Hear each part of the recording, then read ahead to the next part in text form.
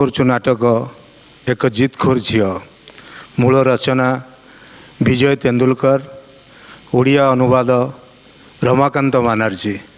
ପରିବେଷଣ କରୁଛନ୍ତି ଆଜି ଦ୍ୱିତୀୟ ଦିନରେ ଶତାବ୍ଦୀର କଳାକାର ନିର୍ଦ୍ଦେଶନା ଧୀର ମଲ୍ଲିକ। ଆସନ୍ତୁ ଦେଖିବା ନାଟକ ଏକ ଜିତଖୋର ଝିଅ। ଧନ୍ୟବାଦ।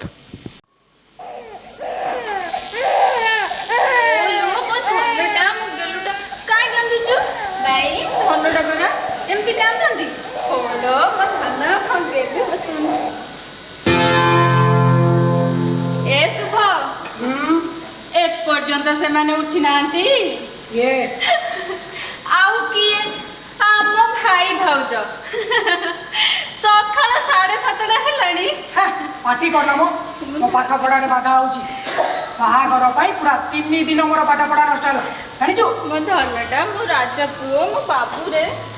हाँ जणा पड़िला केमिति पढ़ा चली जी मो सुनाटा परा तत्ते पाठर कौन मिलिबो कहलु 10वीं श्रेणी रे परीक्षा पाखकु चिट्ठी लिखि तो चर्चा रे थी सेति पय तत्ते स्कूल रु पूरा छुट्टी करते मोर तो बड़ी प्रेम पत्र उत्तर खाता लिखिबा बुझिलो एमिति लिखिबाकू मुंडे रे ठेगा थिबा दरकार ओ हेरे राजा पुआ रहा संगे रे घर छाडी पळे जिबा पय तो भी अकल दरकार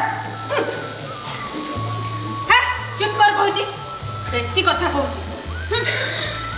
मु तो पढुतिली तू ताई पक्क आरंभ कलु पढ़िबा को बसिला बेले माँ हो कि बाबा किछि ना किछि काम बरात करते जदि किछि काम नै तमे माने आज डिस्टर्ब करूछो पुनी बाबा को पाखकु सब बेले लोक आछन हे एमिति कोन पाठ पढ़ी हुए बाबा को भीतर एमती कहू कहबी कहबी बाबा आसिले बाबूजी को चमचा तांकर तो काम महान ये तांको चमचा यांको काम भी महान हरि ओम हरि ओम हर हर महादेव हरि ओम ये वचन मन शरीर ए तीनोटी मध्यरु ब्रह्म को चिन्हि पाले हां बुझिले अच्छा एटी बोल पक टिके नास हां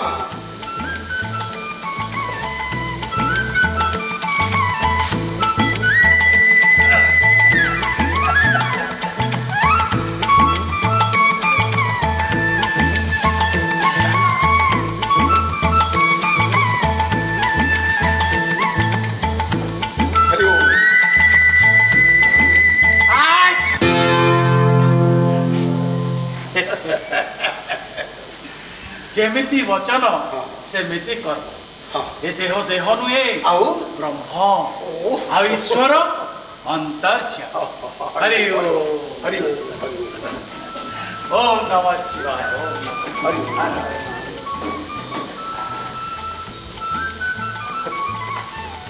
एटा होची आवाज हां याको प्रस्थाश्रम बा वानप्रस्थाश्रम कहिबा संत रामदास स्वामी जी कहचंती हां गृहस्थाश्रम रे रही वानप्रस्थाश्रम पालन कर ये गुरु मां का दफ्तर क्षति ने चल सब ताकरी इच्छा हां से ही प्रणव कर आपण मान को बड़ी परम भक्त आ दानी लोकन को साहाय्य रे ए आश्रम हरि ओम हरि ओम हरि ओम बड़ी ये होचंती नरसिंह दिगंबर दंतात गुरु मां को मठरे ईश्वर को दयालु आज आके सब परिचय हरि ओम हाँ ये होची कमल या मो पर ईश्वर को कृपा नंबर 2 हां से शुभ नंबर 3 आ कृपा नंबर 4 सब ठीक से कर दे बा बा बा बा मां कर दो आप ऊपर अनेक कृपा हरि ओम हरि ओम अरे फूल नले फूलर पाकुड़ा तो अछि हां यारी रखी हां गुरु मां को भक्त माने किछि किछि दान कर हां अति कम रे 4 अणा खूब बेसी ले 400 टका हेले एठी सानो बड़ भेद नै जेति की मिले मिलो सब से गुरु मां को लया ताकरी आश्रम ताकरी दान रे चली छी एमित्रे मु कोन किछि करू ए कोरिवा लोक तो सिए हरि ओ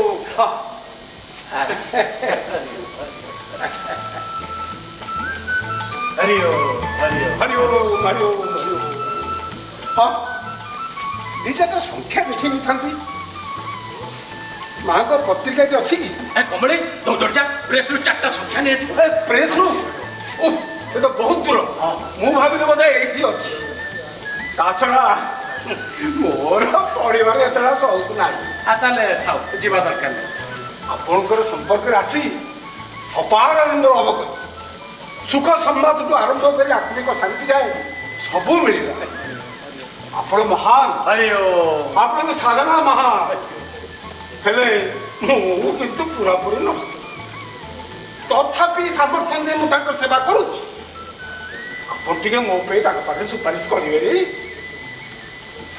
ଫସି ଯାଇଛି ନିଶ୍ଚୟ କହିବି କହି ଚାଲିଥିବି ବୁଦ୍ଧିବାଟ ଦିଶୁନି କିଛି ନିଶ୍ଚୟ କହିବି କହି ଚାଲିଥିବି ଯେମିତି ତାଙ୍କ ଆଜ୍ଞା ଆସୁଥିବେ ଅଖଣ୍ଡ ସେବା ଉଚିତ ଆସୁଥିବେ ନିଶ୍ଚୟ ହରି ଓମ୍ ହରି ଓମ୍ ହରି ଓମ୍ ହରି ଓମ୍ ହରି ଓମ୍ ହରି ଓମ୍ ହରି ଓମ୍ ହରି ଓମ୍ ହରି ଓମ୍ ହରି ଓମ୍ ହରି ଓମ୍ ହରି ଓମ୍ ଗଧ କୋଠିକା ଆରେ କଣ ସବୁ ତମର ଏଠି ନାଟକ ବାଜି ଚାଲିଥିଲା ଆରେ ଏଇଟା ଆଶ୍ରମ ନା ଆସାମଲି ଗଧ କୋଠିକା ଆରେ ଯିଏ ଏଠିକି ଆସିବ କଣ କରିବ 1000 ଥର କହିଛି ଅନୁଶାସନ ରଖ ଅନୁଶାସନ ହେଲେ ମାନୁଛି କିଏ ଛଡ଼ା ଦେଶର ତ ଏ ଅବସ୍ଥା ଘରେ ବି ସେଇଆ ମାଛ ହାଟ ପୁଣି ଥରେ ଏମିତି ଦେଖିଲେ ପିଠି ସେକିଦେବି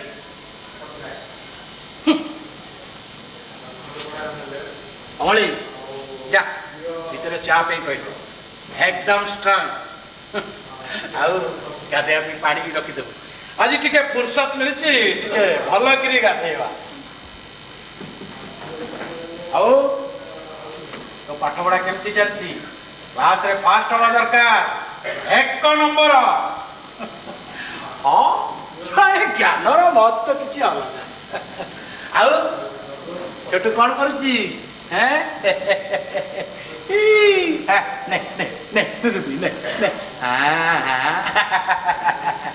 ଖାଲି ଦୁଧୁ ପିଉଛି ଆଉ କାନ୍ଦୁଛି ନୁହେଁ ଛୋଟ ବାବୁ ଏମିତି କାହିଁକି ନ କରିବ ଆରେ ଘରେ କିଏ ବା କଣ କରୁଛି କି ଯାହା ମିଳୁଛି ସବୁ ହଜମ କରିଦଉଛନ୍ତି ଆରେ ତାପରେ ପୁଣି ମୁହଁ ଟାଣ ଡ୍ରେସ୍ ଦିଅ ଗରମଡ଼ା ଦିଅ ଶାଢ଼ୀ ଦିଅ ଆରେ ମେଞ୍ଚା ରୋଜଗାର କରି ମୁଣ୍ଡବାଳ ଅଥା ହେଇଗଲା ହେଲେ ଅଭାବ ବଢିବାରେ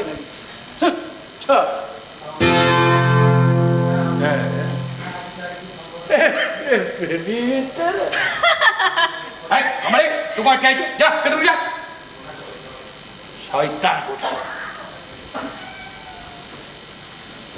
ଟୋକା ମାନଙ୍କୁ ଜଣା ନାହିଁ ବାହା ହେଲା ପରେ କଣ ଲାଗେ ଆରେ ସିଂହ ବାହାରି ଆସେ ଏମାନଙ୍କର ଲାଜ ସରମ ଅନୁଶାସନ ସବୁ ଭୁଲି ଯାଆନ୍ତି ଏମାନେ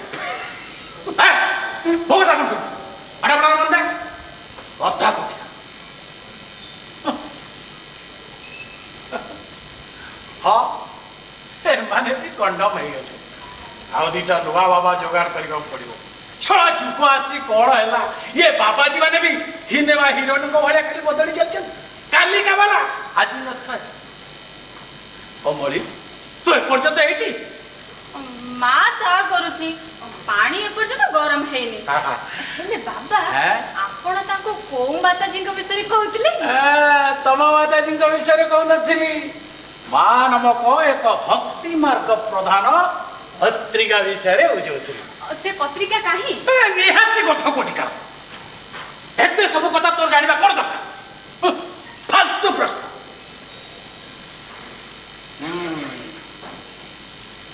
ଏଇ ଘରେ ଏଇ ଏକମାତ୍ର ବସ୍ତୁ ଅଛି ଯେ କି କିଛି ନ ମାଗିଲେ ବି ଦେଇ ଚାଲିଗଲା ଆଜିକି ଏତେ ବର୍ଷ ହେଲା ସବୁ ଅସୁବିଧାରେ ଏହି ତ ସାହାଯ୍ୟ କରି ଆସିଛି ଭକ୍ତି ମାର୍ଗ ପତ୍ରିକା ପର୍ଯ୍ୟନ୍ତ ସମୁଦାୟ ବ୍ରହ୍ମାଣ୍ଡ यारी पेट भीतर भर्ती ଅଛି 5 ଟଙ୍କିଆ ନୋଟ କାଣ୍ଡିକା ଦିଅ ତମ ମାତାଶ୍ରୀ କୁ ଦିଅ ବାକ୍ସରେ ପଡ଼ିଥିଲା ଆଚ୍ଛା କମଳି ମୋ ପାଖକୁ ଆସିଲା କି କିଛି ଖବର ହଁ ବାବା ପୋଲିସ ଆସିଥିଲା କଣ କହିଲୁ ଯେମିତି ଆପଣ କହିଥିଲେ ହଁ। ମୁଁ ସେମିତି କହିଦେଇଛି। ହଁ। ଚାଷ କାମ ପାଇଁ ଗାଁକୁ ଯାଇଛନ୍ତି, କେବେ ଆସିବେ କହିପାରିବିନି। ବାଃ ସୁନ୍ଦର। ଶୁଣ ଏମିତିରେ ତ ଆମ ଚାଷ ଚାଲିଛି, ପଇସା ବାଲାଙ୍କୁ ହଳ ବୁଲେଇ ଜଣା ପଇସା କାଢୁଛି। ହଁ ମତେ ଜଣା ଥିଲା ସେ ପୋଲିସ ବାଲା ସକାଳୁ ସକାଳୁ ନିଶ୍ଚୟ। ହଉ ଛାଡ଼, ଏବେ ଦିନ ସାରା ଭକ୍ତି କମଳି। ମୁଁ ସେ ଆଲମିରାରେ ଯୋଉ କାଗଜ ବିଡ଼ା ରଖିଛି ତାକୁ କିଛି ନ ପଢ଼ି ସେମିତି ବମ୍ବେ ପଠାଏ, ବୁଝିଲୁ? ଯା।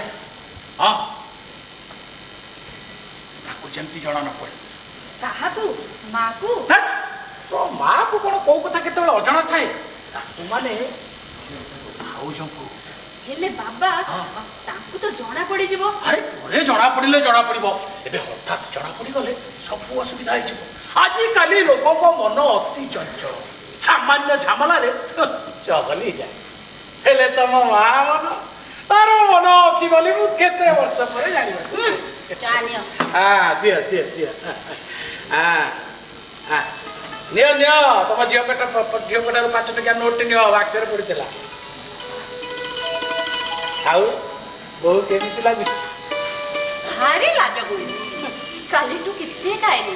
ପଚାରିଲେ କୋଉଠି ଭୋକ ନାହିଁ। ଆରେ ସହରୀ ଝିଅ, ଏଠିକା ମାଟିରେ ଚେର ମାଡ଼ିବାକୁ ସମୟ ତ ଲାଗିବ। କାଲି ଏଇ କମଳିର ବାହାଘର ହେଇଗଲେ ନା, ମୋ ମୁଣ୍ଡ ଉପରେ ଗୋଟେ ବିରାଟ ବୋଝ ଯିବ। ନିଶ୍ଚୟ ବୋଝ ନେଇଯିବ। ଆଙ୍ଗଳିକ କାର୍ଯ୍ୟ ଆରମ୍ଭ ହୋଇଯାଇଛି ମାନେ ବାଟ ଫିଟି ଯାଇଛି। ଚିନ୍ତା କରିବାର କିଛି ଦରକାର ନାହିଁ। ଏପର୍ଯ୍ୟନ୍ତ ଉଠି ନାହାନ୍ତି। ମୁଁ ବିଛଣାରେ ଡେରି ଯାକ ଶୋଇ ରହିଲେ ସିନା ମୋର ବାହାଘର ହବ। ଖାଇବୁ। ଆରେ ଯିଏ ଶୀଘ୍ର ଉଠେ ସିଏ ପାଏ ଜ୍ଞାନର ଭଣ୍ଡାର ଆଉ ସୁନ୍ଦର ଶରୀର। ଏକଥା କହିବ ଭଲ, ଆମ ପୂର୍ବଜ କ'ଣ ମୂର୍ଖ ଥିଲେ? ଆଜିକୁ 25 ବର୍ଷ କାଳ ଶୀଘ୍ର ଉଠୁଛି, କ'ଣ ଏମିତିକା ଦିନ ଦେଖିବି ବୋଲି?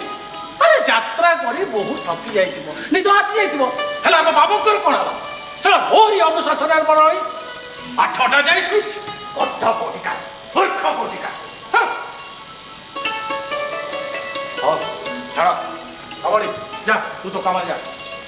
ଠିକ ଅଛି ବାବା।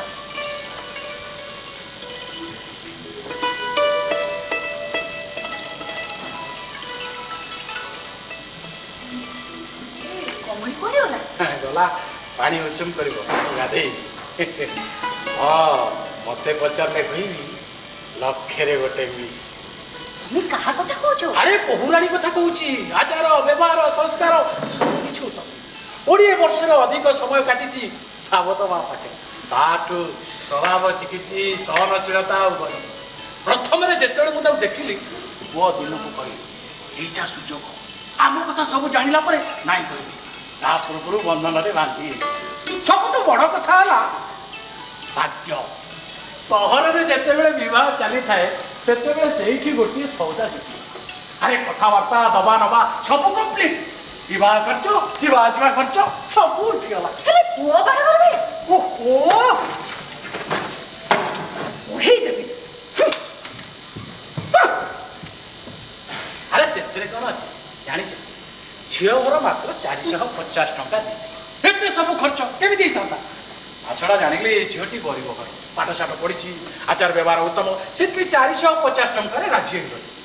ତା ଛଡ଼ା ଝିଅ ବୋହୂରାଣୀଙ୍କ ପାଇଁ 4 ଖଣ୍ଡ ଗହଣା ଦରକାର, ଭଲ ଭଲ ଶାଢ଼ୀ ଦରକାର। ଏ ବେଳରେ ମୋ ଧନ୍ଦା ବନ୍ଦ ହେଇଗଲେ ମରିଯିବା ଯେ ନକରି କ'ଣ କରିଥାନ୍ତି? ହଁ ଯେ, ହେଲେ ମୁଁ ରହିଗଲି ଶଙ୍କରଙ୍କର ପାର୍ବତୀ ହେଇ କାଙ୍ଗାଳ। ସାରା ଜୀବନ ବିତିଗଲା, ସୁନା ଜିନିଷ ଟିକେ ପିନ୍ଧି ପାରିଲିନି। କ'ଣଟା ଉପକାର କରି ପକେଇଲ? ଆରେ ସେତେବେଳେ ମୋ ଧନ୍ଦାର ଆରମ୍ଭ ମାତ୍ର। ଏବେ ଅନୁଭବ କରିଛ ତମ ହାତରେ ଶଙ୍ଖା ସୁନା ପିନ୍ଧେଇଥିଲେ ମୋ ହାତରେ ହାତ ପଡ଼ି ପଡ଼ିଥାନ୍ତା। ଚଳ ସେଇ କଥା ତ ସବୁବେଳେ ମୁଣ୍ଡ ଉପରେ ଖଣ୍ଡା ଭଳିଆ ଝୁଲି ରହିଲା। ସେଇଥିପାଇଁ ମୁଁ କେବେ କିଛି କହିଛି କି? ବାବା ପାଣି ଗରମ ହେଇଗଲା, ହଁ। ଗାଧୁଆ ଘରେ ଅଛି। ଠିକ କରିଛୁ। ହଁ ଶୁଣ, ନୂଆ ବୋହୂ ଶାଶୁଗିରି ଦେଖେଇବନି, ସାବତ ମା ପାଖରେ ରହିକି ଆସିଛି। ତାକୁ ଯେତେ ଭଲ ପାଇବ ସେ ସେତେ ଏଠି ମଜିଯିବ। ମନେ ରଖ, ତମ ଝିଅର ବି ବାହାଘର ହବ। ସେଇଥିପାଇଁ ତ ମୁହ ବନ୍ଦ କରି ସାରା ଜୀବନ ଏଠି ପଡି ରହିଛି। ହେଲେ ଆଜି ଏସବୁ କଥା ମତେ କାହିଁକି କହୁଛ ଯେ? ଓହୋ ଏ ପୁଅ ଦିନଟା ବି ଏ ଯାଏ ଉଠିଲା। କମଳି ଭାଉଜଙ୍କ ସହ ଠିକ ଠିକ ବ୍ୟବହାର କର। ନରେ ସେଇ ମହାଭାରତ ଟେକ୍ନିକ ପ୍ରୟୋଗ କରି ହଁ ନୁହେଁ ନାଇଁ ବୁଝିଲୁ। ଏବେ ଗାଧେଇବା ନିହାତି ଜରୁରୀ। हर हर महादेव जय शिव शंभो हर हर महादेव जय शिव शंभो। ଟିକେ ରୁହ ମ। ନା ନା ଦେଖ ବହୁତ ଡେରି ହେଇଗଲାଣି। ଜାଣି ନା କେମିତି ଏତେ ସମୟ ଶୋଇଗଲି। କବାଟ ଖୋଲିବି ନା ନାଇଁ?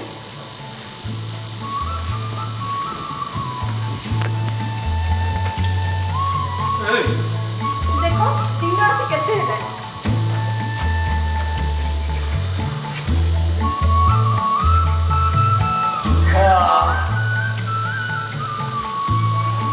अरे सूर्य बोधे न शोक शीघ्र उठी पड़ती। अरे कहीं तो बापा किसी हो हला शुणा जाऊनी।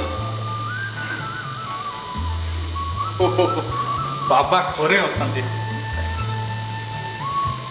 अरे कौन फोटो सब भल लगिला? आम घरे भी ठीक एमतीका फोटो अच्छी।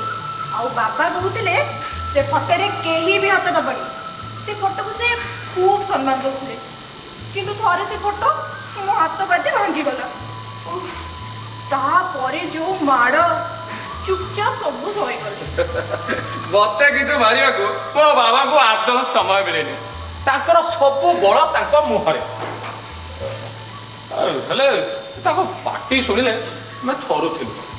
आगो को जीवाकू भी आम डर। आम पार्टी कथा बाहरे ना एमती कि माँ भी आग को आसती। अरे तुम के सुंदर हसुच माँ। कथा कौटिका जंगली कौटिका। अरे एटा बाबा है स्नेह संबोधन। मो पापा भी भारी लगे। थरे माँ मिछ कहते बोली बापा दिन सारा उपवास रहिले। मो माने मो दूर संपर्क मामू आसे दी जन को मेल करेले।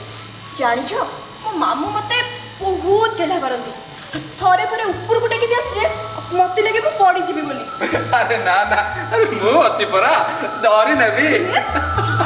देखिन बोली बाबा को कहले मां को कहले कि देखिन बोली एते काम पड़ जानछ छाड़ी लो। नौरानी तमे एठी हाँ हेले मु किसी शुणिनी कि देखिनी। मो बापा कथा कहूली। हाँ से रागिले उपवास रुहंती। हेले राण मु आ किसी शुणिनी। कमली तू एठी लुचि लुचि कौन सुनथलु? मु किसी शुणिनी कि देखिनी। ताले सेठी कौन करथिलु? बाबा कहले तू एठी था केही आसिले मते खबर दबु। मु तते कोन आजि जानुची? से नाटक बाजी बंद कर। चुपचाप सेठी लुचि लुचि कौन सुनथलु क? हाँ शुणुली कौन करिबु? जदि तमर एते डर जे तम कथा कि न शुणु तेबे तम रूम भितरे कथा हलनी। एठी कोन पे कथा होतलो? तमको स्वतंत्र रूम मिलेची कारण तमर बाहागर हेई गला। एठु पळा कहूची आ दिने एमिति काम करिवु तो देखिबु। पळेबी तो हो ठीक अछि। साहस अछि तो से राजा सिंह रो गैंग को डरै बुझा। मो पाखरे मुह फुटाणी सेठी को चुंचु आ तम नुकट गैंग रो टोका माने झियो देखिले पूरा पाना हे जाउछ। बस बस से विश्वरा जमा भी कहना। काहे की कहबिनी? काहे ना से सब को मु छाड़ीबा कहू। भाई हां कम कोठी एन काम करे ती पैसा कमे। ए कोन कहूछ भाई? ए कान कोन सुनिला? मैट्रिक पास कर निश्चय कोठी गुटे चाकरी मिल जिवो। आ चाकरी पाई गला परे मो लगा घुसबो। भाई तू काहे की तोर संदेह होची? अरे एते मते लाज लागुची घृणा आसुची ओ निज ऊपर आ तुम मान को ऊपर। भाई तू देह ठीक अछि तो? एकदम ठीक अछि। जानछु कमली ये ना बहुत भलो। आउ आमने सब खराब केवल तते छाड़ी। आ ଆଚ୍ଛା ଭାଇ ଭାଉଜ ଏ ଘରେ ରହି ଆମ କଥା ବାବାଙ୍କ କଥା ତ ସବୁ ଜାଣିବେ ସେତେବେଳେ କଣ ହବ? ବଙ୍କର କମଳି ମୁଁ ଅଲଗା ଗୃହସ୍ଥି ବସେଇବି ଆଉ ସେତେବେଳେ ସେ ଜାଣିଲେ ମୋର କିଛି କ୍ଷତି ନାହିଁ କାରଣ ମୁଁ ବଦଳି ଯାଇଥିବି। ଦିଟା ଦିନରେ ଏମିତି ବଦଳି ଗଲୁ ଭାଇ। ହଁ କମଳି ପ୍ରଥମ ଥର ପାଇଁ ଜାଣିଲି ଜୀବନର ପ୍ରକୃତ ସୁଖ କଣ ପ୍ରକୃତ ଭଲ ପାଇବା କଣ ସେ ମତେ ବହୁତ ଭଲ ଲାଗୁଛି ଆଉ ତା ପାଖରେ ଏମିତି କିଛି ଅଛି ତା ଫଳରେ ସେ ମତେ ପୁରା ବଦଳେଇ ଦେଇଛି। କମଳି କମଳି ପ୍ଲିଜ ତାକୁ ଏସବୁ ବିଷୟରେ କିଛି କହିବୁନି। हरि ओम तत्सत ओम नमः शिवाय ओम नमः शिवाय हरि ओम तत्सत हरि ओम तत्सत ओम नमः शिवाय।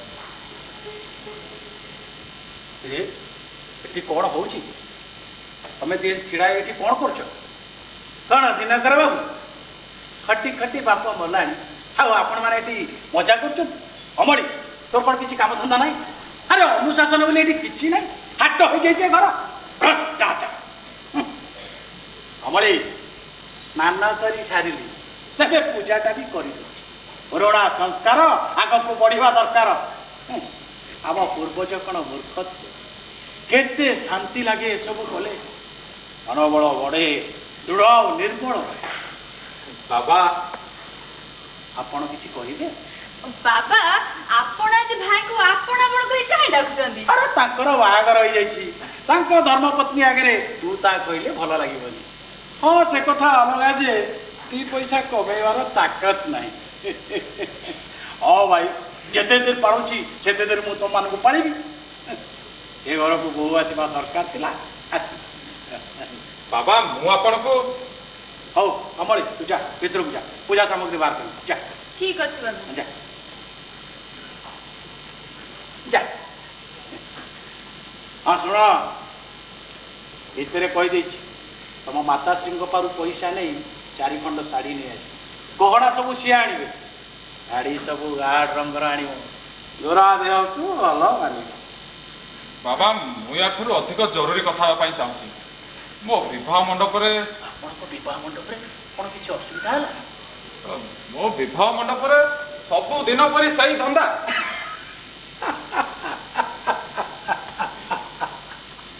अरे से धंदा बल दुनिया चली तोर बाहागर भी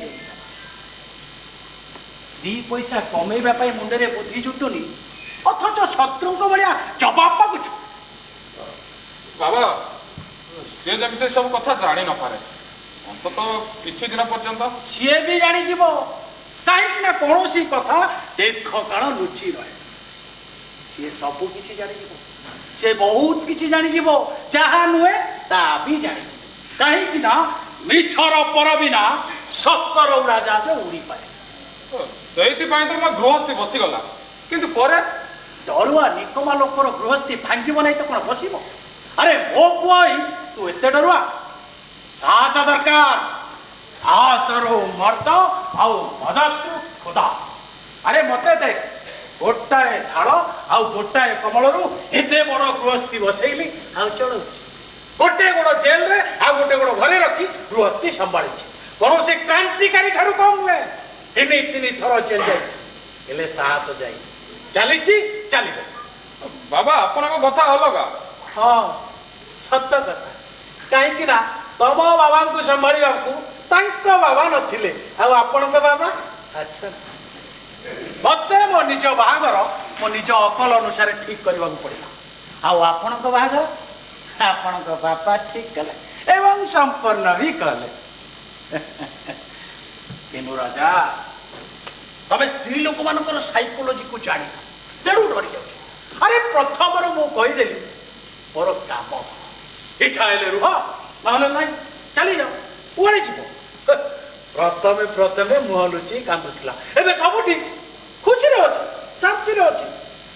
हेले बाबा सी तो हाँ सी पाठ साठ पढ़ी नथिला से बाहर जावाक साहस कर नथिला एई कथा कहबाक चाहछ तो हेले एईटा सत कथा सत हेला मोर हिम्मत मो हिम्मत आगे से मुंड नुआइबाक बाध्य हेले समस्ती अरे गरीब झील सुंदर मध्य ତା ପାଇଁ ବାହାରେ ପାଦ ରଖୁ ରଖୁ ସିଏ ଏତେ ଶୀଘ୍ର ବାହାରି ଯିବ ନାହିଁ।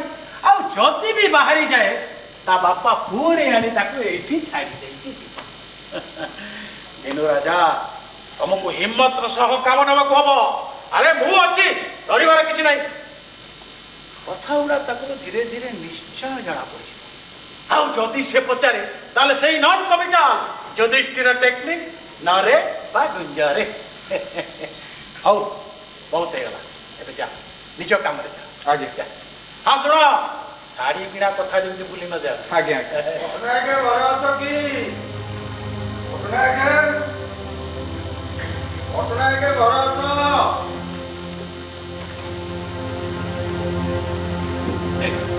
ସେ କାକା ମିଶ୍ର ଗାଡ଼ିଟା ଅଛି, ସିଏ ଏମିତି ଯିବନି, ତାକୁ କହିଦେ ମୁଁ ଘରେ ନାହିଁ।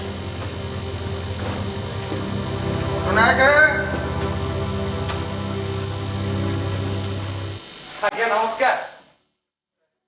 ବାବା ଘରେ ନାହାନ୍ତି? ଆଜ୍ଞା ଯାଉ ବିଚାରା ଆସିଛି ଯେତେବେଳେ ଦେଖା କରିକି ଯିବି।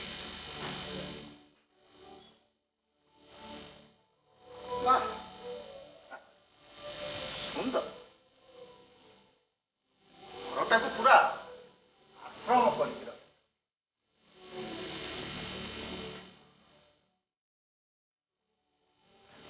ଇଏ ପୁଣି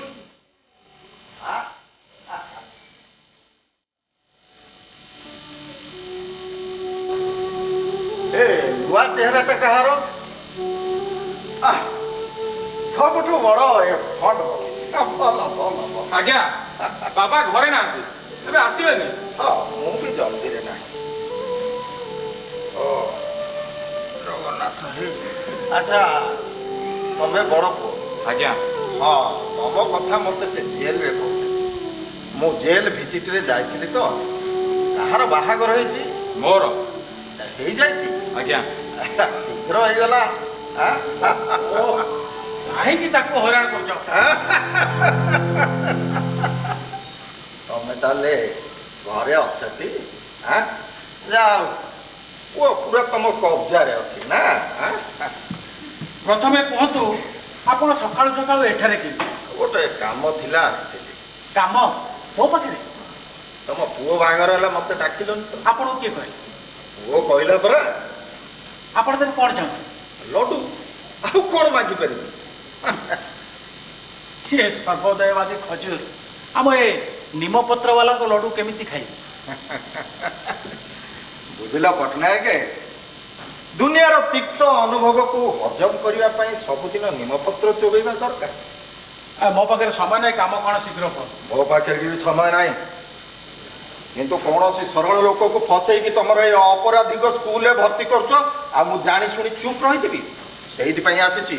କାକା ସାହେବ, ଆପଣ ଆସିଥିବାରୁ ଆମେ ଗରିବ ଲୋକର ଉପକାର ଆମେ ଖୁସି ହେଲୁ। ଆମର ଏ କୁଟୀର ଧନ୍ୟ ହେଲା। ଏବେ ଆପଣ ବିଦାୟ। ମୁଁ ଯିବା ପାଇଁ ଆସିନି, ମୋର ଜବାବ ଦରକାର।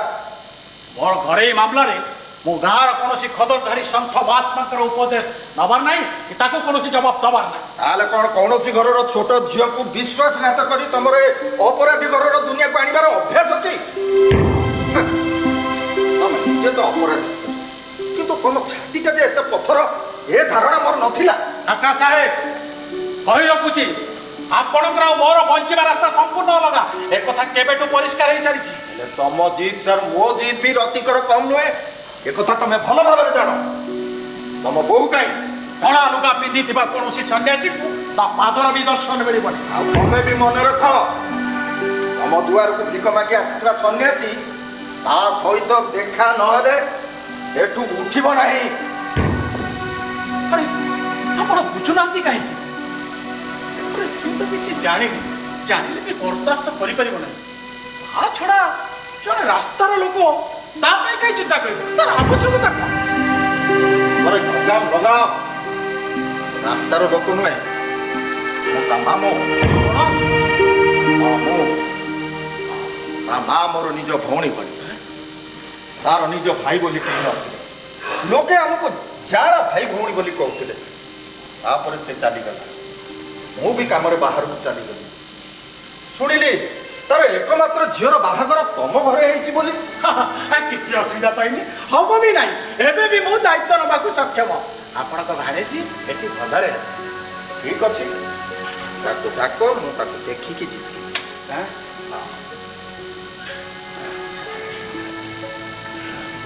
କିନ୍ତୁ ଗୋଟାଏ ସର୍ତ୍ତ, ଇଏ ଯେମିତି ଏସବୁ କଥା କିଛି ଜାଣି ନପାରେ।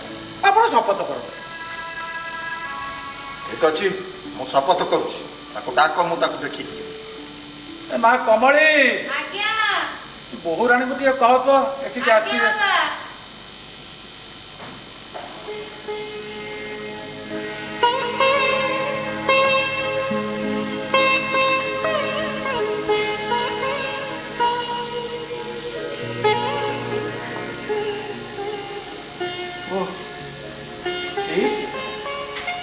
ସେଇ ସଂସ୍କାର। ମା ମତେ ଚିହ୍ନିଛ? ମୁଁ କାକା ମିଶ୍ର, ତୋ ମାର ଭାଇ। ପିଲାଦିନେ ଆମେ ଦି ଜଣ ବହୁତ ଖେଳିଛୁ। ତାପରେ ଦେଶଭକ୍ତିର ବନ୍ୟାରେ ମୁଁ ଭାସିଗଲି। ପରେ ଶୁଣିଲି ସିଏ ବି ଚାଲିଯାଇଛି। ସେତେବେଳେ ତୁ ସାନ ଥିଲୁ। ସଂଯୋଗବଶତଃ ମୁଁ ସାବରମତୀ ଜେଲରୁ ସେତେବେଳେ ମୁକୁଳି ଥାଏ। ମୁଁ ତୋତେ କୋଳକୁ ଉଠେଇ ନେଇଥିଲି। ଏତେ ବର୍ଷ ପରେ ତୋତେ ଦେଖିକି ଖୁବ ଆନନ୍ଦ ଲାଗୁଥିଲା ମା। ପିଲାବେଳେ ଆପଣ ମୋ ସହ ଖେଳୁଥିଲେ, ମୋର ମନେ ଅଛି ମାମୁଁ। ତୋର ମନେ ଅଛି? ତୋର ମନେ ଅଛି ମା, ତୁ କେତେ ଫୁର୍ତ୍ତି ଆଉ ଜିଦ୍ ଖୋରୁଥିଲୁ। ଘରକୁ ଆସିବା ମାତ୍ରେ ଏକା ଜିଦ୍ କୋଳକୁ ଉଠେଇ ନେବା ପାଇଁ। କୋଳକୁ ଉଠି ସାରିଲା ପରେ ପୁଣି ଜିଦ୍ କାନ୍ଧରେ ବସିବା ପାଇଁ। ମା ଜାଣିଛୁ, ଏ କାନ୍ଧରେ କେବଳ 2 ଜଣ ବସିଥିଲେ। ଜଣେ ହେଲେ ତୁ, ଆଉ ଜଣେ ହେଲେ ମହାତ୍ମା ଗାନ୍ଧୀ। କୁଆଡ଼େ ଯାଉଛୁ ମା? ଜାଣୁଛି। ପଟ୍ଟନାୟକ, ୟାକୁ ସଂସ୍କାର କହନ୍ତି। ମା, ତୁ ତ ଜାଣିଛୁ ମୁଁ ଚା ପିଇନି। ଥରେ ଚା ପିଇବା ଛାଡ଼ିଦେଲି ତ ଛାଡ଼ିଦେଲି। ଗୃହସ୍ଥାଶ୍ରମ ଛାଡ଼ିଦେଲି। ନା କ'ଣ ପଟ୍ଟନାୟକ? ମା, ବର୍ତ୍ତମାନ ମୁଁ ତୋତେ କେତେଟି ପ୍ରଶ୍ନ ପଚାରୁଛି, ତୋର ତାର ଉତ୍ତର ଦେ। ଖୋଲା ମନ। କାକା ସାହେବ, ତମେ ଚିନ୍ତା କରନି। ମା, ତୋ ମାର ଭାଇ ହେଇଥିବାର ମୋର ଉତ୍ତରଦାୟିତ୍ୱ ଭାବିକି ମୁଁ ତୋତେ ପଚାରୁଛି, ତୋତେ ଶାଶୁଘର ପସନ୍ଦ ଆସିଲା? ଆଜ୍ଞା ମାମୁଁ। ତୋ ଶ୍ୱଶୁର କେମିତି? ସେ ବହୁତ ଭଲ। ମୋ ଭଲ ମନ୍ଦ ସବୁ କଥା ବୁଝନ୍ତି। ତାମାନେ ତୁ ଏଠୁ ଖୁସିରେ ଅଛୁ? ଏଇଠି ସମସ୍ତେ ମତେ ସ୍ନେହ କରନ୍ତି। ନା ନା ନା, ମୋ ପ୍ରଶ୍ନର ଉତ୍ତର ଠିକ୍ ହେଲାନି। ମୋ ପ୍ରଶ୍ନର ଉତ୍ତର ଠିକ୍ ଠିକ୍ ମିଳିବା ଦରକାର। କାକା ସାହେବ, ତମେ ଚୁପ୍ ରୁହ, ମୋର ମନେ ଅଛି। ମା,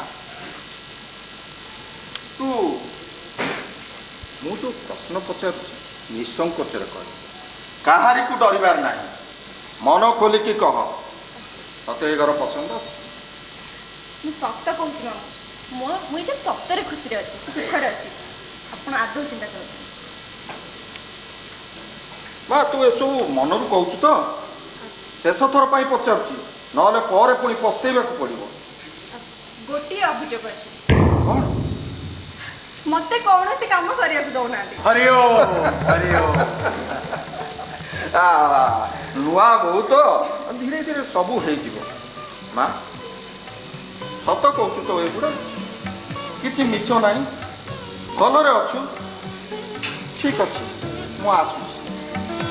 ଶୁଣ, ମୁଁ ଏଇ ଗାଁରେ ରହୁଛି। ତୋର ଦରକାର ହେଲେ ମୋତେ କହିବୁ, ମୁଁ ଆସିବି। ମୁଁ ଆସୁଛି ପଟ୍ଟନାୟକ।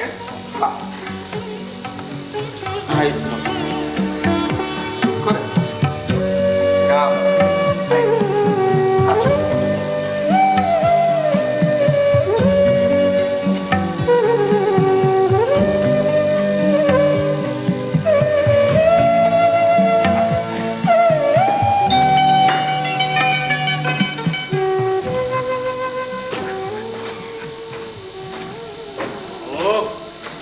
ଆରେ ବଞ୍ଚିଗଲା ମଣିଷ। ମୁଁ ତ ଭାବୁଥିଲି ଏବେ ଭଣ୍ଡା ଫଳ ହେଇଯିବ ବୋଲି, ହେଲେ ଏଥର ମୁଁ ଜିତିଗଲି। একবার মিছ। ଶୁଭ, ଆପଣ ମାନେ ସମସ୍ତେ ନିଜ ସହ ବିଶ୍ୱାସଘାତକତା କରୁଛନ୍ତି। ମାନେ ମାନେ ଭାଉଜ ସବୁ କିଛି ଜାଣିଛନ୍ତି ବହୁତ ଆଗରୁ। ଅସମ୍ଭବ। କଣ ନାଇଁ କଣ କହିଥାଉଛୁ? ବିବାହ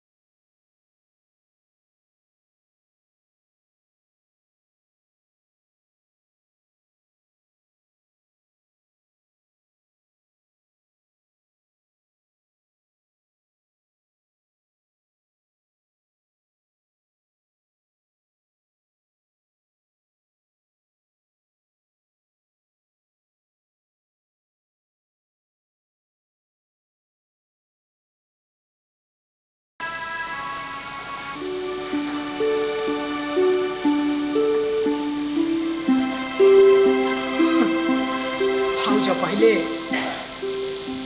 ମତେ ସମସ୍ତେ କଥା କହିଛନ୍ତି ଦିଅର ହେଲେ ବିବାହ ମୁଁ ନିଶ୍ଚୟ କରିବି। ମୁଁ ଗୋଟେ ଅଛଟି ଝିଅ ବହୁତ ଜିଦଖୋର। हर हर महादेव।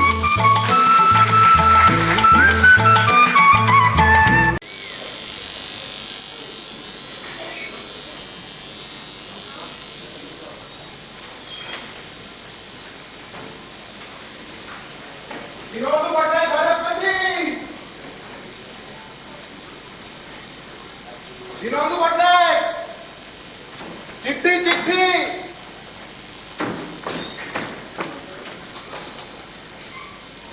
विनोद पटनायक। हाँ हाँ जाऊँ चिट्ठी अस्ति।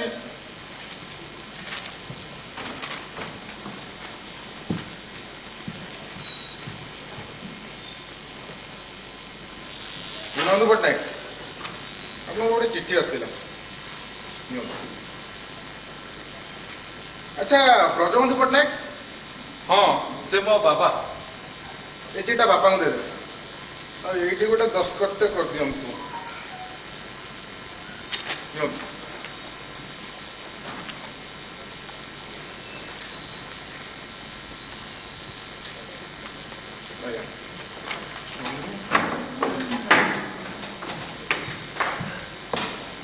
कमली अरे मैं धोती के छला गोटे भी जिनिस ठीक जगह रे मिलबो। अरे एटा घर ना रेलवे लॉट प्रॉपर्टी ऑफिस किछ भी बुझियो पूरा सप्ताह हे गला बाबा को मुंडटा खराब हे जाईची। ଏମିତି କହିବା ଠିକ ନୁହେଁ। देखुଛ तो भाउज बाबा केमती गर गर होउछंती। तम पई घरटा केते सुंदर सजा हेची आ मिछरे खाली बिगुडुछंती। ହଉ ହେଲା ଛାଡ଼ ନିଅ ଏ ଧୋତି ନେଇ ବାବାଙ୍କୁ ଦିଅ। ମୁଁ ଗଲେ ସେ ରାଗିବେ। ଆରେ ହଁ ଆଜି ଦ୍ୱିପହରେ ପୁଣି ଠାକୁମାଙ୍କୁ ରାମାୟଣ ପଢ଼ି ଶୁଣେଇବାର ଅଛି। ଆଜି ଆଉ ଟାଳି ହବନି। ହଉ ବାବା ପଢିବି। खुशी तो तमे भाउज बड़ जिदखर। ଯୋଉଟା ଠିକ ମୁଁ ସେଇଟା କହେ। तमे मामूली जिदखर नुह जे कोनसी लोकर मन मिजाज पर बसी तमे निजर चित रख भाउज। सुनुच अरे कुआरे गल। ହଁ अरे एम्प्लॉयमेंट एक्सचेंज ऑफिस रो चिट्ठी आछि देख। ଆରେ ହଁ ଶୀଘ୍ର ରେଡି ହେଇଯାଅ। ହଁ ଗାଡ଼ି କାଟି ସେଠି ଠିକ ସମୟରେ ଯାଇ ପହଞ୍ଚିଯିବ। ହଁ କାହାର ଉପରେ ରାଗିବ ନାହିଁ। ଥଣ୍ଡା ମିଜାଜରେ ବିନମ୍ରତାର ସହ ନିଜକୁ ପେଶ କରିବ। ଆଉ ହଁ ସବୁ ପ୍ରଶ୍ନର ଉତ୍ତର ଧୈର୍ଯ୍ୟର ସହ ଦେବ। ଯେଉଁ କାମ ମିଳିବ ଶ୍ରଦ୍ଧାର ସହ କରିବ। କ'ଣ ଠିକ କହିଲି ନା ଭୁଲ? एकदम ठीक मैडम। ले कौन करी कहीं मत छोट कर देखिले मो मुंड गरम हो जाए। आ मो स्वाभिमान ऊपर आँच आसिले मो कहार ସ୍ୱାଭିମାନୀ ହେବା ଭଲ କିନ୍ତୁ ସ୍ୱାବଲମ୍ବୀ ହେଲେ ସ୍ୱାଭିମାନ ଶୋଭା ପାଏ। ସେ ଲୋକଗୁଡ଼ା କଣ? ଏଇଟା କାନନଙ୍କ ପରିବାରରୁ ଆସିଛି। କମଳୀକୁ ଦେଖିକି ଯାଇଥିଲେ ତ। କଣ ଲେଖିଛନ୍ତି? କଣ ଆଉ ଲେଖିବେ, ମନା କରିଦେଇଛନ୍ତି ଆଉ କଣ।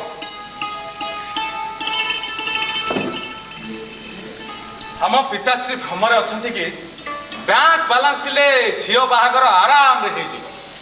ଆରେ ଆରେ ଟଙ୍କା ପଇସାରେ ସବୁ କିଛି କିଣା ଯାଏନି। ଶୁଣ, ତମ କଥା ସତ ହେଲା।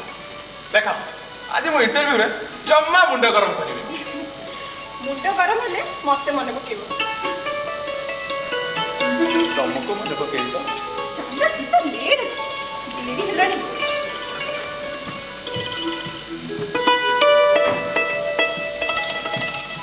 କମଳି ଗଧ କୋଟିକାର କେତେ ଥର କହିଛି ଏଠି ଏଣୁ କଥା ହବନି। ଆରେ ଏଇଟା ଆଶ୍ରମ ନା ସିନେମା ହଲ୍? ଏଠି ରହିବା ମୋ ପାଖରେ କଷ୍ଟକର ହେଇଗଲାଣି। ଅନୁଶାସନ ବୋଲି କିଛି ନାହିଁ। ମୁଖିଆର ନାଁଟା ଯା ଖାଲି ରେସନ କାର୍ଡରେ ଲେଖା ହେଇଛି। ବାବା, ଗୋଟେ ଚିଠି ଆସିଛି। ଚିଠି କୋଉଠୁ ଆସିଛି? କାନୁନଗୋ ପରିବାରରୁ। କମଳୀକୁ ଯୋଉ ଦେଖିକି ଯାଇଥିଲେ ମନା କରିଦେଇଛନ୍ତି। ଆଉ ଲେଖା ଅଛି କି ଆପଣଙ୍କ ପରିବାର ବିଷୟରେ, ସମାଜରେ ପଡୋଶୀରେ ଭଲ ମନ୍ତବ୍ୟ ନାହିଁ ବୋଲି। ଖବରଦାର, ମୋ ଚିଠି ଖୋଲିବା ପାଇଁ ତତେ କିଏ କହିଲା? ଆରାମଜାଦା କୋଟିକାର କାହା କଥାରେ ମୋ ଚିଠି ଖୋଲିଲୁ? କାହା କଥାରେ କଣ ମୋ ବାବା, ଉପରେ କାନୁନଗୋ ପରିବାରର ଠିକଣା ଥିଲା। ଭାବିଲି କମଳୀ ବିଷୟରେ ଲେଖା ଥିବ, ତେଣୁ ଖୋଲିଦେଲି। ଖବରଦାର, ମୋ ଡାକକୁ କେହି ହାତ ଦବନି। ଆରେ ଭୂତଟା ଭଳିଆ ଛିଡା ହେଇଛ କଣ? ଯାଅ ତମ ରୁମକୁ ଯାଅ। ଜୀବନର ଯାହା ସିନେମା କରିବା କଥା ସେଇଠି କର, ଯାଅ।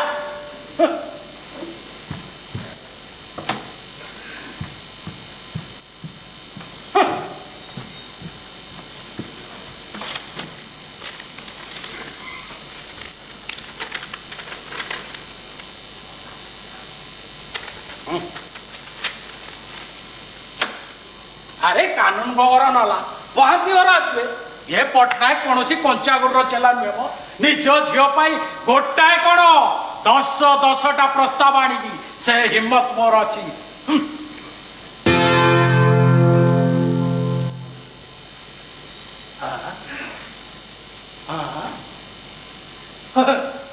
এ কমলি, এ শুভ, এটিকে আসিল। କଣ ହେଲା ବାବା? କଣ ହେଲା ଆଉ ହବାକୁ କଣଟା ବାକି ରହିଲା?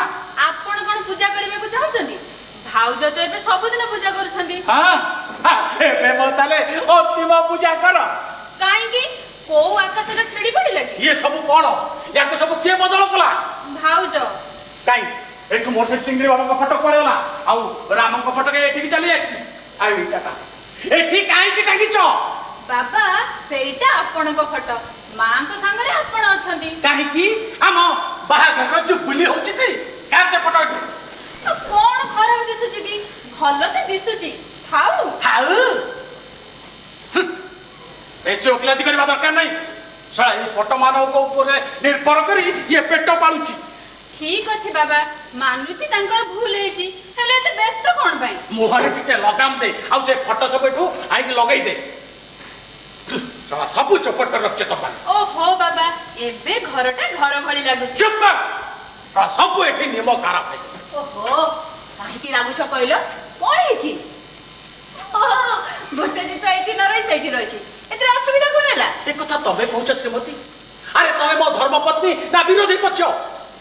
ଆଜିକୁ 27 ବର୍ଷ ହେଲା କାହିଁ ମୁହଁ ତ ଖୋଲି ନଥିଲା, ଆଉ ଏବେ ହଠାତ୍ ମୁହଁ ଖୋଲିଗଲା କେମିତି? ଆରେ ମୋ ଫାଇଲ କୁଆଡେ ଗଲା? ସବୁ ତ ଠିକ ଅଛି, ମୁଁ ଭାଉଜଙ୍କ ପାଖରେ ସଜେଇକି ରଖିଦେଇଛି। ଠିକ ଅଛି, ତମେ ଏମିତି ସଜେଇଲା ବାଧା। ଏବେ ଦେଖିବ ଗୋଟାଏ ବି କାଗଜ ଠିକରେ ମିଳିବନି।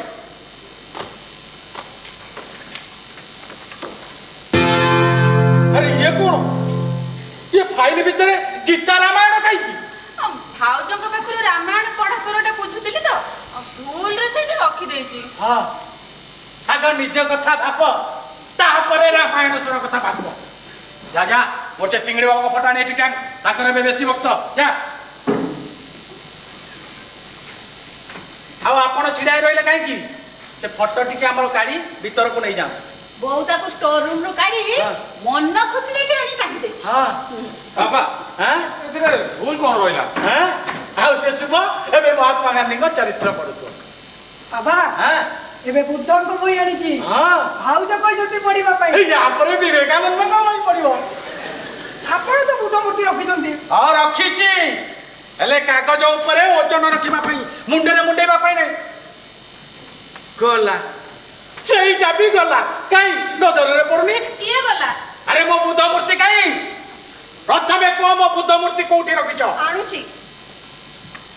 ଯମୁନା ଦେବୀ କାନ ଖୋଲି ଶୁଣି ନିଅନ୍ତୁ, ଏ ଆଶ୍ରମର ସବୁ ଜିନିଷ ଯେମିତି ଥିଲା ଠିକ ସେମିତି ରହିବା ଦରକାର। କେହି ସେଥିରେ ହାତ ଦେଲେ ମୁଁ ବରଦାସ୍ତ କରିପାରିବିନି। ହେଲେ ମୋତେ କାହିଁକି କହୁଛୁ? ପ୍ରଥମେ ଜବାବ ଦିଅ, ସେ ଫଟୋ ସେଠି ଟାଙ୍ଗିଲେ କାହିଁକି? ମତେ ଭଲ ଲାଗିଲା ତେଣୁ ମୁଁ ଡାକିଦେଲି। ମାଙ୍କ ସହ ଆପଣଙ୍କ ଫଟୋ ସେଇଠି ରହିଲେ ଆମ ଘରର ଶୋଭା ବଢିବ। ନା କଣ ନଣନ୍ଦରେ? ଆଉ କଣ? ଆରେ ଆରେ ମୋ ଅନୁମତି ବିନା ଫଟୋ ଟାଙ୍ଗୁଛ, ମୁଁ କଣ ମରିଗଲି? କିଏ କହିଲା ନଣନ୍ଦରେ?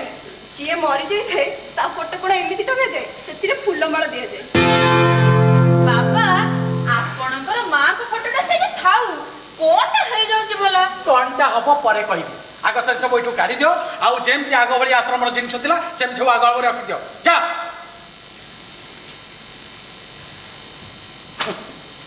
ଆଉ ସବୁଦିନ ରାମ ମନ୍ଦିର ଯାଉଛ? ହଁ ବାବା, ହଁ ସେଠି ବସିବାକୁ ଭଲ ଲାଗୁଛି। ଲାଗିବ ତ, ଆଗରୁ ଜଣା ପଡୁନଥିଲା। ଶଳା ଏ ଘରେ ଗୋଟେ କଣ କହିଲେ? ଘରେ କଣ? ନା ସିଏ କିଛି ନୁହେଁ। ଏ ଘରେ ଯଦି ପ୍ରତିଦିନ ରାମ ଧୁନ ହେଲା ତାହେଲେ ଭାବ ହେଇଗଲା। ବାବା ଆପଣ ତ ପ୍ରତି ଶନିବାର ଦିନ ପୁରା ଫାଲତୁ ଲୋକଙ୍କୁ ଡାକି ଭୟଙ୍କର ଚିତ୍କାର କରି ଭଜନ କରନ୍ତି। କଣ କହିଲ? ଆରେ ଆଶ୍ରମର ଭଜନ କୀର୍ତ୍ତନକୁ ତମେ ଚିତ୍କାର ବୋଲି କହୁଛ? ପକ୍କା ବଦମାସ କୋଠିକାର ହାରାମ ଜାଦା। ଆରେ ଏ ସବୁ କାର୍ଯ୍ୟକ୍ରମ ପାଇଁ କେତେ ଟଙ୍କା ବାକ୍ସରେ ଜମା ହେଇଥିଲା ଜାଣିଛ ତ? ତା ଛଡା କେତେ କେତେ ନୂଆ ଭକ୍ତି ମାର୍ଗୀଙ୍କ ସହ ପରିଚୟ ହେଲା। ସେ ପରିଚୟ ସବୁ ପରେ କାମରେ ଆସିବ। ଛାଡ ଏସବୁ କଥା ତମେ କେହି ବୁଝିପାରିବନି। ଯା ଯା ନିଜ ନିଜ କାମରେ ଯାଅ ଯାଅ। ହଁ ମନେ ରଖ, ଏଇଟା ଆଶ୍ରମ। ଯାଅ। ଆଜି ଗୋଟେ ନୂଆ ପାର୍ଟି ଆସିବାର ଅଛି। ହେ କମଳି, ଆଚ୍ଛା ମୁଁ ଯେତେବେଳେ ଘରେ ନଥିଲି ମୋ ପାଖକୁ କିଏ ଆସିଲା କି? କିଛି ଖବର, କିଛି ଚାନ୍ଦା? ହଁ ବାବା, ହଁ। ଇମ୍ପୋର୍ଟ ଲାଇସେନ୍ସ ପାଇଁ ଯିଏ ଆସେ ସେଇ ନା? ସେ ତ ଆସିଥିଲା, ଯେମିତି ଆପଣ କହିଥିଲେ ମୁଁ ସେମିତି କହିଦେଇଛି। ତାପରେ ସିଏ ପଇସା ଦେଇନାହାନ୍ତି। ଦେଇନାହିଁ? ଏମିତି ତ ହେଇପାରିବ ନାହିଁ। ସେଇଆ ହେଲା ବାବା, ହେଁ? ଯେମିତି ଆପଣ କହିଥିଲେ ହଁ। ମୁଁ ସେମିତି କହିଦେଲି। ହେଲେ ସେଇ ସମୟରେ ଗୋଟେ ଅସୁବିଧା ହେଇଗଲା। କଣ ଅସୁବିଧା ହେଲା? ସେଇ ସମୟରେ ଭାଉଜ ଏଠିକି ଆସିଗଲେ। ସେ ପଚାରୁଥିଲେ ବାବା ଦିଲ୍ଲୀରୁ କେବେ ଫେରିବେ। ଭାଉଜଙ୍କୁ ଆଶ୍ଚର୍ଯ୍ୟ ଲାଗିଲା। ମୁଁ କହିଲି 4 ଦିନ ପରେ ଫେରିବେ। ହେଲେ ଭାଉଜ ରହିପାରିଲେନି, କହିଲେ ଶ୍ୱଶୁର ତ ଘରେ ଅଛନ୍ତି। ତଥାପି ମୁଁ କହିଲି ନା ନା ସେ ଦିଲ୍ଲୀ ଯାଇଛନ୍ତି। ହେଲେ ଭାଉଜ କହିଲେ ସେ ଗାଧଉଛନ୍ତି। ଆରେ ଏତେ ବଡ ଖାଟା ହେଇଗଲା। ମୁଁ ସ୍ଥିତି ସମ୍ଭାଳିବାକୁ ବହୁତ ଚେଷ୍ଟା କଲି, ହେଲେ ତା ମନରେ ସନ୍ଦେହ ଆସିଲା। ସିଏ ପଇସା ଦେବାକୁ ଅମଙ୍ଗ ହେଲା, କହିଲା 4 ଦିନ ପରେ ଦେବି, ଦିଲ୍ଲୀରୁ ଫେରିଲେ ଦେବି। ଶେଷ, ସବୁ ଶେଷ। ଶଳା ଗୁଣ୍ଡ ଗୋବର ଏକାଠି ହେଇଗଲା। ଶଳା ଏମିତିକା ଫାଲତୁ କାମ କରିବାକୁ କିଏ କହିଲା? ବାବା ମୁଁ କଣ କଲି? ତମେ ଭାଉଛ ତାଙ୍କର ଭୁଲ କଣ? ସେ ତ ଆମ ବିଷୟରେ କିଛି ଜାଣିନାହାନ୍ତି, ସେ କେବଳ ସତ କହିଲେ। ଆଉ ସେଇ ସତ ମୋର 250 ଟଙ୍କା ଖାଇବା। ଆଗକୁ 1000 ମିଳିବାର ଥିଲା, ସିଏ ବି ଗଲା। ଏଠି ତ ଟଙ୍କା ଗଛରେ ପଡୁଛି ନା, କୋଉଠାଣି ପୁଅ ବାହାଘର କଲି। ହେଲେ ବାବା ଭାଉଜ ଖରାପ ନୁହନ୍ତି। ଚୁପ କର, ମତେ ଏତେ ସବୁ କଥା ବୁଝିବା ଦରକାର ନାହିଁ। ଶଳା ଗୋଟାଏ ତୀର ମାରିବାକୁ ଚାହିଁଥିଲି, ସିଏ ବି ଓଲଟା ହେଇଗଲା। ଆରେ କାଲିକା ଝିଅ 2 ଦିନ ହେଇନି ଘରକୁ ଆସିବା, କେମିତି ଉଡୁଛି ଦେଖ। ଛାଡ଼, ହଉ କମଳି ଶୁଣ, ଏବେ ଏଠିକି ଜଣେ ଲୋକ ଆସିବାର ଅଛି। ମତେ ବେଶୀ କିଛି ନ ପଚାରି ଯା ମୋର ସେଇ ଖତରା ସେଟ୍ଟା ନେଇ ଆସିବ। ବାବା କିଏ ଆସିବାର? ଆସିବ ମୋ ଭାଗ୍ୟ। କେତେ ଥର ମନା କରୁଛି ମତେ କିଛି ପଚାରିବୁନି ବୋଲି, କହି କହି ମୁଣ୍ଡ ବାଳ ପାଚିଗଲା। ଠିକ ଅଛି ବାବା, ପଚାରିବିନି। ଆରେ ସିଏ ଏକ ଲମ୍ବା କାହାଣୀ।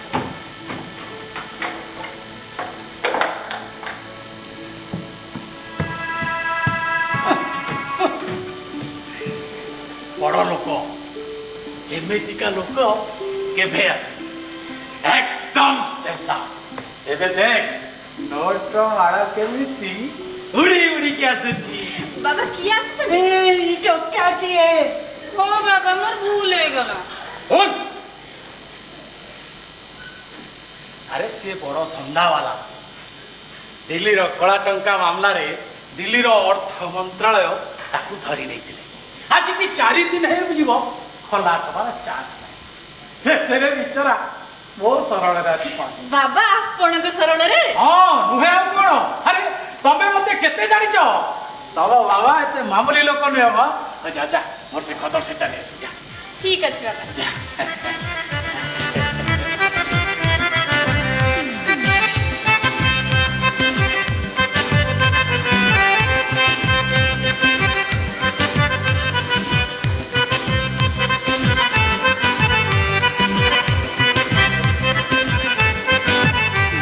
बाबा एटा तो हां हां ठीक है जा जा बाहर दरवाजा का बंद कर दो जा ए नहीं खाओ तुम चुप चल दो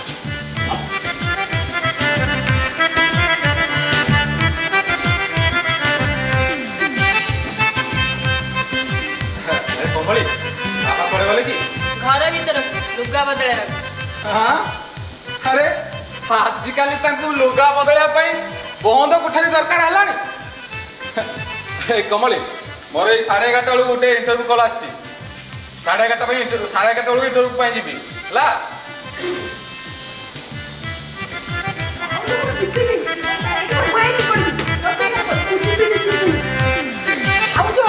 ରୋଷେଇ ଘରେ ପଡିବି ଭାଉଜ କଣ ରୋଷେଇ ଘରେ ପଡିବ ଏଇଠି ପଡିବ ରୋଷେଇ ଘରେ ପାଠ ପଢୁଇ ମୁଁ ରୋଷେଇ ଘରେ ପଡିବି ଆରେ କ'ଣ ହେଇଛି ରୋଷେଇ ଘରେ ଯାଇ ପଢିବାକୁ ବସିଛନ୍ତି ପଚାରିଲି କହୁଛନ୍ତି ଏଇଠି ଠିକ ହବ ଆଉ ତମେ କହିଲ ରୋଷେଇ ଘରେ ପାଠ ପଢା ହୁଏ ତେଣୁ ଦିଅର ବାବୁ ଏଇଠି ବସିକି ପଢିବେ ହେଲେ ଭାଉଜ ନଣନ୍ଦ ରାଣୀ ତମେ ତାକୁ ହଇରାଣ କର ତାକୁ ଟିକେ ପଢିବାକୁ ଦିଅ ନହେଲେ ପୁଣି ଏବେ ରୋଷେଇ ଘରକୁ ଯିବା ପଢିବା ପାଇଁ ଆଉ ମୋର କେତେ କାମ ପଡୁଛି ମୁଁ ଆସୁଛି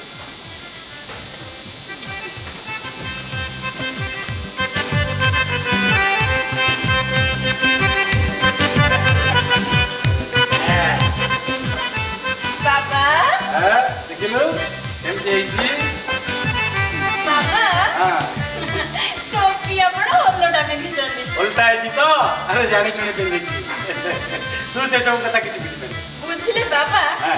आपण को चिन्हिबा भी मुश्किल हां आपण केମିତି अजब लाଗୁଛନ୍ତି हां ठीक है तो भीतर को जा हाय ये कोन ओहो हमर सुपुत्र की कोन करचंती ଖାଲି କଣ ମୁଁ ଭାଇବା ସେଠି ବସି ଦାଢି କାଟୁଛି हां हेला हेले आपण एठी कोन करचंती आ पाठ पढिबा को कोठी जागा मिललानी ଭାଉଜ କହିଛନ୍ତି ଏଠି ପଡିବାକୁ आ मु कहूची तमे जाई भीतर पड़ एठी की जणे ए भद्र लोक आसीबार କିନ୍ତୁ ଭାଉଜ चुप वो ऊपर जवाबदार ठीक कथा में भीतर को जा अरे जे कहिले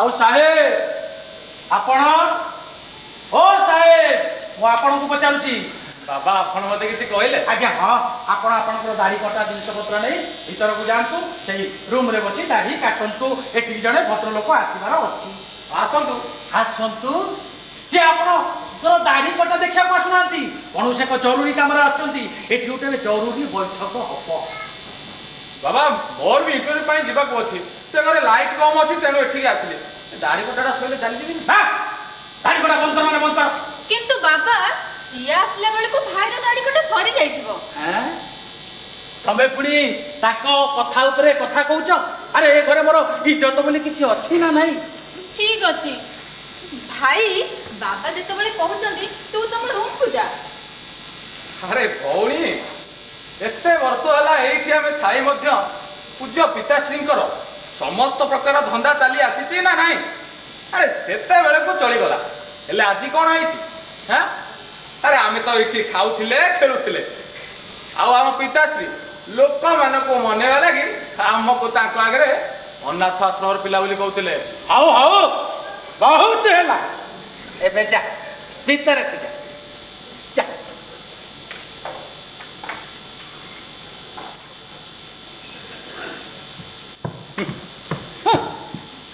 आराम ନିମକାରାମ ହାରାମି ଶଳା କାହା କଥାରେ ପଡ଼ି ଯାଇଛନ୍ତି ଏମାନେ।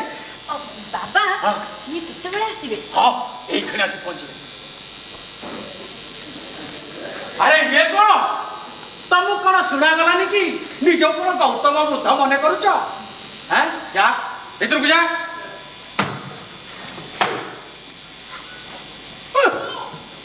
ଏଠି ଗୋଟେ ନାଟ ଚାଲିଛି ଆଉ ଲାଗୁଛି ଯେମିତି ସମସ୍ତଙ୍କର ମତି ଭ୍ରମ ହେଇଗଲାଣି।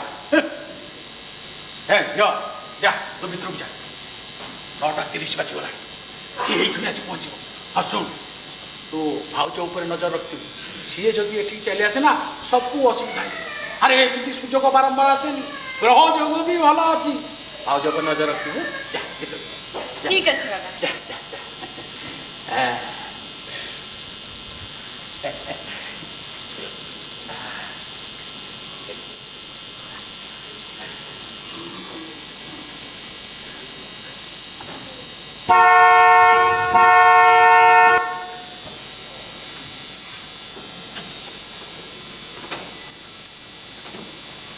ଆସିଲା ଛେଳି ଆସିଲା।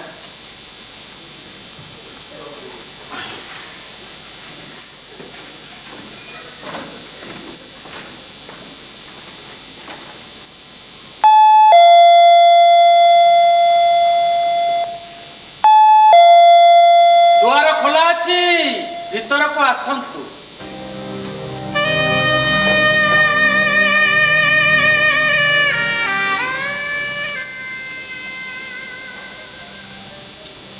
ନମସ୍କାର। ଜୟ ହୋ ଭାଇ ଆପଣଙ୍କ ପରିଚୟ? ଖବର ପଠେଇବେ। ମୁଁ ଲକ୍ଷ୍ମୀକାନ୍ତ ସୀତାରାମ ଗଡ଼ନାୟକ। ଲକ୍ଷ୍ମୀକାନ୍ତ ମାନେ ସନ 35ରେ ସାବରମତୀରେ ଥିଲେ। ମୁଁ ସାବରମତୀରେ କେବେ ନଥିଲି। ମୋ କାମ ବିଷୟରେ ଆପଣ ନିଶ୍ଚୟ ଖବର ପାଇଥିବେ। ହଁ ବୋଧହୁଏ ଆପଣ ଆଗରୁ କୌଣସି କାମରେ ଆସିଥିଲେ। ମୁଁ ମହାଦେବ ଭାଇକି ବି କହିଥିଲି। Can I take a seat? ହଁ ଦେଖନ୍ତୁ ମୋ ପାଖରେ ଆଦୌ ସମୟ ନାହିଁ। ଆପଣଙ୍କର ସମ୍ମତି ହେଲେ ଆମେ ସିଧା କାମ ବିଷୟରେ କଥା ହେଇପାରିବା। ଭାଇ ଆପଣଙ୍କୁ ଦେଖି ମତେ ଗୋପାଳ ଭାଇଙ୍କ ଆବାଜ ମିଳୁଛି। ଆଲମୋଡ଼ା ଜେଲରେ ଆମେ ଦୁହେଁ ଏକା ସାଙ୍ଗରେ ଥିଲୁ ଅକକ୍ଷରେ। ଏସବୁ କ'ଣ ହଉଛି?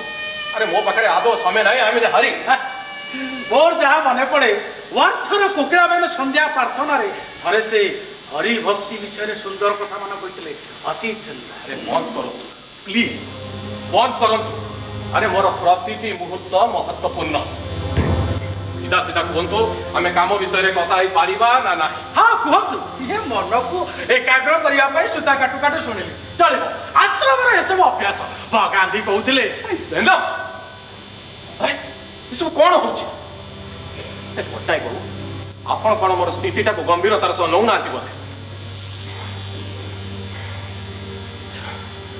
ଆରେ ମୋର ଜେଲ ଯିବାର ସମୟ ଆସିଛି। ମୁଁ ପୁରା ବର୍ବାଦ ହେଇଯିବାକୁ ବସିଛି। ହଁ ହଁ ଇଏ ଗୋକୁଳ ଭାଇଙ୍କ ମତ ଅନୁସାରେ ତାମସୀ ମନ Shaitaan. Will you stop this Gokul bhai and all this rubbish? ମୁଁ ଆପଣଙ୍କର ଫାଲତୁ କଥା ଶୁଣିବାକୁ ଏଠିକି ଆସିନି। ମୋର ଆପଣଙ୍କ ପାଖରେ କ'ଣ କାମ ଅଛି ଆପଣ ତା ଭଲ ଭାବେ ଜାଣିଛନ୍ତି। ସଫା ସଫା କୁହନ୍ତୁ ତା କରିପାରିବେ କି ନା। ଯଦି ହଁ ତେବେ କେବେ ଆଉ କେମିତି ଲେଟ୍ ମି ନୋ। ଯଦି ନା ତାହେଲେ ସଫା ସଫା କହିଦିଅନ୍ତୁ। ମୁଁ ଆଉ କାହା ପାଖକୁ ଚାଲିଯିବି। ଅଗ ଆଉ ଚାଲୁ ଲୋକଙ୍କୁ ମୁଁ ଭଲ ଭାବେ ଜାଣିପାରିଛି। ଆରେ ଯାହାକୁ ହଜାର ହଜାର ଟଙ୍କାର ଉପକାର କରୁଥିଲି ସେମାନେ ଆଜି ଉପକାର କରିବାକୁ ପଛଉଛନ୍ତି। ନିଜ ଭାଇ ମୋତେ ମୁହଁ ମୋଡ଼ି ଦେଇଛି। ତାଙ୍କ ଭାଷାରେ ମୁଁ ଗୋଟେ ବୁଡ଼ି ଯାଉଥିବା ଜାହାଜ, ଯାହାକୁ ବଞ୍ଚେଇବା ବେକାର। ଆରେ ମୋ ସ୍ତ୍ରୀ ମୋତେ ପିଟି କରିଦେଇଛି। ମୋତେ କିଛି କରିବାକୁ ପଡ଼ିବ। I have to do something. ନିଶ୍ଚୟ କିଛି କରିବି। ଆପଣଙ୍କ ବିଷୟରେ ମୋତେ କେଟି କହୁଥିଲା। ଯେ କେଟି ଭାଇ ତ ସିଏ ମତେ ବହୁତ ଶ୍ରଦ୍ଧା କରନ୍ତି। ସେ ବହୁତ ଶ୍ରଦ୍ଧାବାନ। ଇଏ କେଟି ଏକ ନମ୍ବରର ଠକ ଆଉ ଚାଲୁ ଲୋକ। ଆପଣଙ୍କ ଭଳି ଚାଲିଚଳନ ଆଉ ରଙ୍ଗ ଢଙ୍ଗ। I know him better। ଦେଖନ୍ତୁ ମୋର ବର୍ତ୍ତମାନ ଶ୍ରଦ୍ଧାଳୁ ଦରକାର, ମୋର ଇନଫ୍ଲୁଏନ୍ସ ଦରକାର ଅଛି ଆପଣଙ୍କ ପାଖରେ। ସିଧା ଦିଲ୍ଲୀ ପର୍ଯ୍ୟନ୍ତ। ହଁ କି ନା ଗୋଟିଏ ଶବ୍ଦରେ କୁହ। ହଁ କେପି ଭାଇ ଜାଣନ୍ତି? ଅନ୍ୟକୁ ସାକ୍ଷୀ ରଖି ଲାଭ ନାହିଁ, ନିଜେ କୁହନ୍ତୁ। ମୁଁ ଏବେ ଯେକୌଣସି ପଥରକୁ ଭଗବାନ ମାନିବାକୁ ରାଜି ଅଛି। ଶୀଘ୍ର କୁହନ୍ତୁ, ଦିଲ୍ଲୀରେ କାହା ପାଖରେ ଆପଣଙ୍କର ଇନଫ୍ଲୁଏନ୍ସ? ଭୁଲ ଶବ୍ଦ ପ୍ରୟୋଗ କଲେ। ଆରେ ଗୁଣାନବନ୍ଧ କୁହନ୍ତୁ। ନିଅନ୍ତୁ ଆରମ୍ଭ ଅଛି। ଆରେ ଛେଳି ଦୁଧ ବି ଅଛି। ଖାଇବି, ସବୁ ଖାଇବି, କାମ ହେଲା ପରେ ଖାଇବି, ବୁଝିଲେ? ট্যাক্স ନ ଦେଇ ଜୁଆର ଚାଲ ଚଲେଇଲା ବାଲା, ଆମ ଭଳି ଆର୍ଥିକ ହେରଫେର କରୁଥିବା ଲୋକ ହାତୀ ଦାନ୍ତର ମହଲରେ ରହିବା ପାଇଁ ସବୁ କଥା ବେକାର। ଆମକୁ ନିଜ ସନ୍ତୁଳନ ନିଜକୁ ହିଁ ବନେଇ ରଖିବାକୁ ପଡେ, ବୁଝିଲେ ପଟ୍ଟନାୟକ ବାବୁ? ମୋ କାମ ହବାର ବିଶ୍ୱାସ ଆପଣ ମତେ ଦେଇପାରିଲେ ଆପଣଙ୍କର ସନ୍ତୁଳନ ବନେଇ ରଖିବାକୁ ମୁଁ ଅନେକ ପଇସା ଖର୍ଚ୍ଚ କରିପାରେ। ଡୋଣ୍ଟ ୱରି, ଏବେ ବି ମୋ ପାଖରେ ବହୁତ ଟଙ୍କା ଅଛି। ଭାଇ ଇଏ ପଇସା ବା ଧନରେ ଅଛି କଣ, ଖାଲି କାଗଜର ଟୁକୁଡ଼ା। ଆଉ ସେଇ କାଗଜର ଟୁକୁଡ଼ା ପାଇଁ ଏତେ ସବୁ ଧାଁ ଦୌଡ଼ ଆଉ ଷଡ଼ଯନ୍ତ୍ର ମଧ୍ୟ। ଆପଣଙ୍କର ଏଇ ଯଶୋଦା ବେନ, କୋକୁଲ ଭାଇ, ବାପୁଜୀଙ୍କର ବାକ୍ୟ ଗୋଟେ ସୁଆଙ୍ଗ ନୁହେଁ? No, let me come to the point. କୁହନ୍ତୁ, କେଟିର ଅଂଶ ସହ ଆପଣଙ୍କର ଚାର୍ଜଟା କେତେ? ଏ କାମ କାହା ଦ୍ୱାରା କେବେ ଆଉ କେମିତି କରିବେ? ମାନେ ସେ ଆମର ଟି ଦେବରାଜନ ଅର୍ଥ ମନ୍ତ୍ରଣାଳୟରେ 42 ଆନ୍ଦୋଳନରେ ଆମେ ଦୁଇ ଏକା ସାଙ୍ଗରେ ଥିଲୁ। ଦକ୍ଷିଣୀ ଶୈଳୀରେ ଭଲ ନିରାମଜନ ଗାଆନ୍ତି। ଯାଆନ୍ତୁ ଯାଆନ୍ତୁ, ସେ କୋଉ କାମକୁ ନୁହଁ, ତାଙ୍କୁ ମୁଁ ପ୍ରଥମେ ଟ୍ୟାପ୍ କରିଥିଲି, ସେ କୋଉ କାମ ଛାଡ଼ନ୍ତୁ। ଆଉ କିଏ ଅଛନ୍ତି? ହଁ, ଆମ ଈଶ୍ୱର ଭାଇ ଜେଲରେ ଆମକୁ ଦୋକତା ବାଣ୍ଟିଥିଲେ। ସିଏ ଏବେ ବି କୋଉ କାମକୁ ନୁହନ୍ତି, ମୁଁ ତାଙ୍କ ବିଷୟରେ ବି ପ୍ରଥମେ ଖବର ସଂଗ୍ରହ କରିଥିଲି। ସେ ଏବେ ବି ସେଇ ଦୋକ୍ତା ବାଣ୍ଟୁଛନ୍ତି। ଆଉ କିଏ ନଜରରେ ଅଛି? ନେକ୍ସଟ ହୁକୁମର ଠିକଣା ଡେପୁଟି ମିନିଷ୍ଟର। ସିଏ ବି ମୋ ନିଜ କୁଟୁମ୍ବର। ତାଙ୍କ ସଡ଼ୁ ଆଉ ମୁଁ ଏକା ସାଙ୍ଗରେ ଅଣ୍ଡରଗ୍ରାଉଣ୍ଡ ହେଇଯାଇଥିଲି। ସିଏ ପ୍ରଥମେ ଆରେଷ୍ଟ ହେଲେ, ଆଉ ମୁଁ ଲଢ଼ିବାକୁ ଲାଗିଲି। କିଛି ଲାଭ ନାହିଁ। ଆରେ ମତେ ବର୍ବାଦ କରିବାର ସମସ୍ତ ଷଡ଼ଯନ୍ତ୍ର ସେଇ ଶିବରାମଜୀଙ୍କର ଥିଲା। ସେ ଦି ଜଣ ମିଶି ମତେ ପୁରା ସଫା କରିଦେବାକୁ ବସିଛନ୍ତି। ଠିକ ଅଛି, thank you for one more wonderful experience. Good bye smart old chap. ପୁଣି କଣ? ଆରେ ବସନ୍ତୁ, ମୋ ପାଖରେ ଆଦୌ ସମୟ ନାହିଁ। ଆରେ ବସନ୍ତୁ, ଆପଣ ବାଧ୍ୟ କରୁଛନ୍ତି।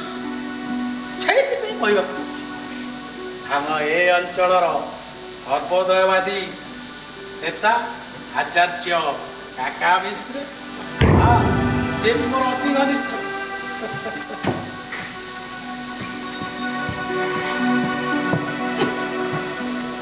ତାଙ୍କର ଦିଲ୍ଲୀ ପର୍ଯ୍ୟନ୍ତ ହାତ ଅଛି, ସିଧା ପ୍ରଧାନମନ୍ତ୍ରୀଙ୍କ ପର୍ଯ୍ୟନ୍ତ ଯାଇପାରନ୍ତି। ମୋ ପାଖରେ ତାଙ୍କ ନାଁ ଅଛି, କିନ୍ତୁ ଲୋକେ କୁହନ୍ତି ଭାରି ସଫା ସୁତୁରା, ନିଃସ୍ୱାର୍ଥ, କୌଣସି ଜିନିଷର ଆବଶ୍ୟକତା ନାହିଁ। ସବୁ ଗାନ୍ଧୀବାଦୀଙ୍କ ପ୍ରତି, ଖାଲି ଆପଣଙ୍କର ନୁହେଁ, ପ୍ରାୟ ସମସ୍ତଙ୍କର ଏଭଳି ଭୁଲ ଧାରଣା ଥାଏ। କେମିତି କଥା ଥାଏ? ନୁହେଁ ଆଉ କ'ଣ? ଲବଣ ସତ୍ୟାଗ୍ରହରେ ମୁଁ ତାଙ୍କ ସାଙ୍ଗରେ, ମୁଁ ତାଙ୍କ ହାବ ଭାବ ଚାଲିଚଳନ ବିଷୟରେ ସବୁ ଜାଣେ। ଭାରି ପେଟୁ, ଭାରି ଲୋଭୀ। Very interesting. ହଁ, 3 ଥର ମୁଁ ତାଙ୍କୁ ବିପଦ ଉଦ୍ଧାର କରିଛି। ବଡ଼ କଷ୍ଟକର କାମ ଥିଲା। ଓ ଆଇ ସି। ଯେ ଯାହା ବି ହଉ, ମୁଁ ଆପଣଙ୍କ ପାଇଁ ନିଶ୍ଚୟ କିଛି କରିବି। ମଙ୍ଗଳା, କିଏ? ଆପଣ ବସନ୍ତୁ, ମୁଁ ଦେଖୁଛି। ଆରେ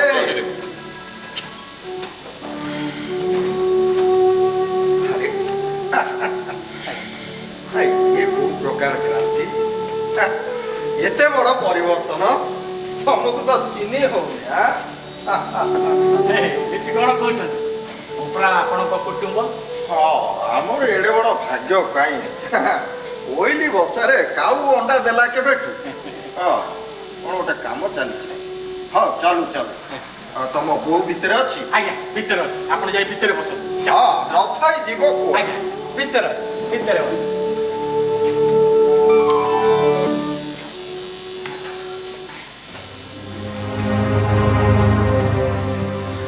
ନାନ୍ତୁ ହାତ ଏଥର ବିଶ୍ୱାସ ହେଲା ତ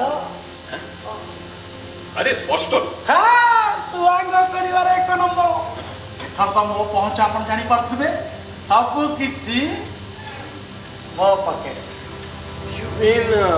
ରୋଷେଇ ଘରକୁ ଯିଏ ଗଲେ ସେଇ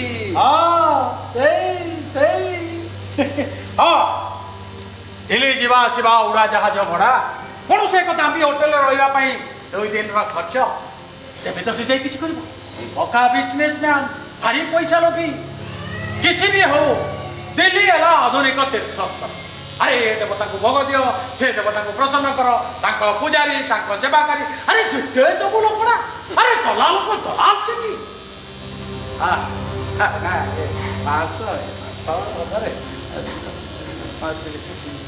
ସବୁ ମିଶେଇ କାମ ସରିଲେ କେତେ ନେବେ କିଛି କହିଲେନି କହିନି ସେବା କରି କରି କିଛି ବି ମନେ ରହୁନି ଧରି ନିଅନ୍ତୁ 10,000 ମୋର ଲକ୍ଷାଧିକ ଟଙ୍କାର ସମ୍ମାନକୁ ଅଜୟକୁ ଯାଇ କେବଳ 10,000 ଆଉ ଥରେ ଭାବିଦେବ ତାହେଲେ 12,000 କରିଦିଅନ୍ତୁ ଆପଣଙ୍କର ଆଶା ଖୁବ୍ ସୀମିତ ଇଟ୍ସ ଓକେ ଡନ୍ ମଞ୍ଜୁ ତାହେଲେ ଆଡଭାନ୍ସଟା ଦିଅନ୍ତୁ ପଟ୍ଟନାୟକ ଆରେ କବାଟ ଖୋଲ ମୁଁ ଯାଇ ବାହାରେ ବସିବି ତ ଲାଗୁଛି ସେ ରୋଷେଇ ଘରୁ ବାହାରକୁ ଆସିବାକୁ ଚାହୁଁଛନ୍ତି ଯା ମୁଁ ଗଣିକି ଦଉଛି ଆପଣ ଯାଆନ୍ତୁ ଖୋଲିବେ ପଟ୍ଟନାୟକ ଯାଆନ୍ତୁ ଦେବି ଯା ଓ ପଟ୍ଟନାୟକ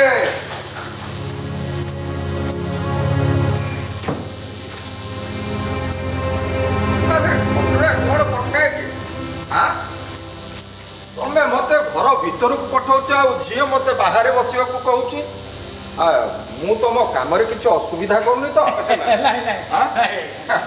ହଉ ହଉ ତମ କାମ ଚାଲୁ ଚାଲୁ ମୁଁ ଏଠି ବହିଟେ ପଢୁଛି 2,000 ଟଙ୍କା ଆଡ଼ଭାନ୍ସ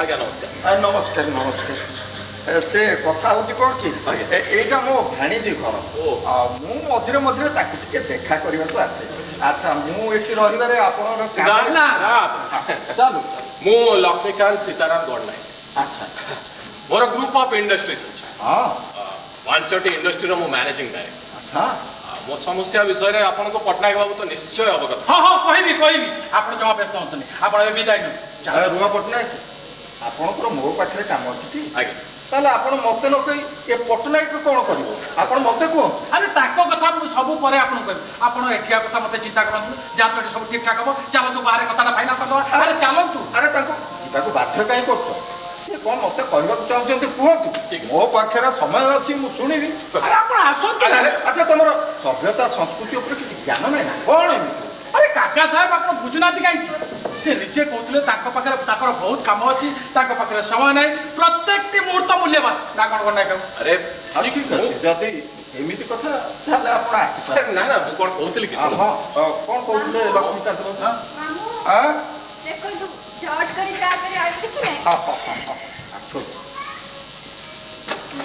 ଚା ପିଅନ୍ତୁ ଆଉ ଚା ନ ପିଇଲେ ସମସ୍ତେ ଆପଣଙ୍କୁ ବୁଢ଼ା ବୋଲି କହୁଛନ୍ତି ଆଚ୍ଛା ଆଚ୍ଛା ତାହେଲେ ତୁ ବି ମତେ ବୁଢ଼ା ବୋଲି ଡାକେ ନା ନା ଚା ଟିକେ ପିଇଦବା ଗନା ବାବୁ ଆପଣ ଏଠାକା ଦାୟିତ୍ୱ ସବୁ ମୋ ଉପରେ ଛାଡ଼ନ୍ତୁ ଚା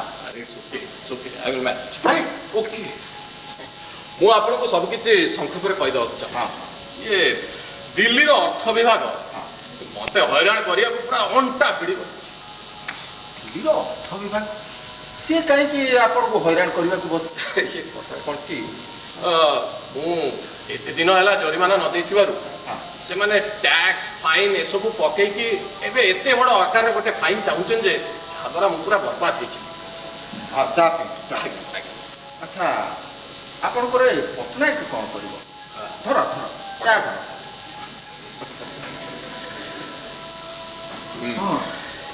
କ'ଣ କରିବ ପଟ୍ଟନାୟକ ବାବୁ ସେମିତି ତ ମୋତେ କିଛି ସାହାଯ୍ୟ କରିପାରିବେନି କିନ୍ତୁ ଲୋକେ କୁହନ୍ତି ତାଙ୍କର ଦିଲ୍ଲୀ କ୍ୟାବିନେଟ୍ ପର୍ଯ୍ୟନ୍ତ କଣ୍ଟାକ୍ଟ ଅଛି ଏ ପଟ୍ଟନାୟକ ଆରେ ତମର ଏତେ ଉପରେ ହାତ କେବେଠୁ ଆସିଲା?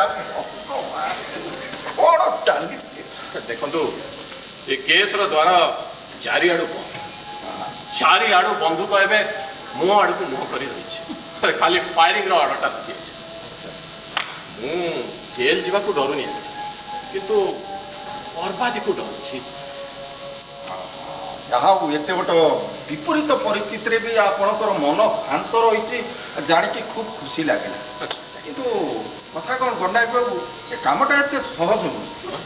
ଆଚ୍ଛା, ଆପଣ ମୋତେ କହିପାରିବେ ସରକାରଙ୍କ ତରଫରୁ ଆପଣଙ୍କ ଉପରେ ଲାଗିଥିବା ଆରୋପ କେତେ ସତ? ତୁ ଆଜ୍ଞା 100% ସତ। ଆପଣ ଟ୍ୟାକ୍ସ ଫାଙ୍କିଛନ୍ତି, ମୋଟା ଅଙ୍କରେ କଳା ଟଙ୍କା ଜମା କରିଛନ୍ତି।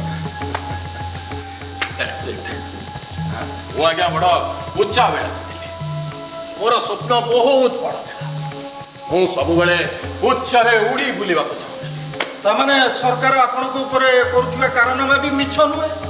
ନା, ସବୁ ଆଜ୍ଞା ବିଲକୁଲ ସତ। ତାହେଲେ ଆପଣ ପଟ୍ଟନାୟକ ପାଖକୁ କାହିଁକି ଆସିବେ? ନାଇଁ ବାବୁ, ମୋର ତ ସେମିତି କିଛି ସାହାଯ୍ୟ କରିପାରିବିନି, କିନ୍ତୁ ମୋତେ ଆଶ୍ୱାସନା ଦେଇଛନ୍ତି ଆପଣଙ୍କ ସାହାଯ୍ୟରେ ସେ ମୋର ସବୁ ସମସ୍ୟାର ସମାଧାନ କରିବେ। ମୋ ଜରିଆରେ ମୁଁ ଆପଣଙ୍କୁ ଆପଣଙ୍କର ଅପକର୍ମରୁ ମୁକ୍ତ କରିବି ପଟ୍ଟନାୟକ। ଆରେ ଖାଲି କ'ଣ ସେତିକି? ଆପଣଙ୍କର ଏଥିରେ ଯାହା ଲାଗିବ ମୁଁ ତାହା ପୁରା ଦେବାକୁ ରାଜି ଅଛି। ଇନଷ୍ଟଲମେଣ୍ଟ ଇନ୍ ଆଡଭାନ୍ସ 10,000 ଇଏ ଟଙ୍କା। କ'ଣ ହଉଛି? କ'ଣ ହଉଛି ଇଏ? ପଟ୍ଟନାୟକ ବାବୁ, ଏ ଟଙ୍କା ମୁଁ ସିଧା ତାଙ୍କୁ ଦେବି। ଆରେ ମୋ କାମ ହବ ଦରକାର।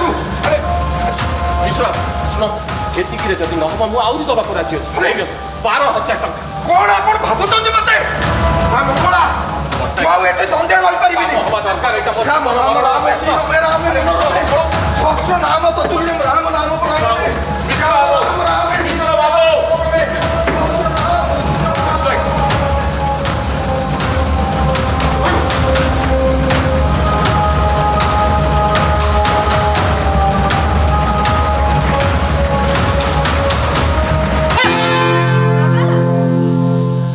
କମଳି, ତ ଭାଉଜ ଗୁଟା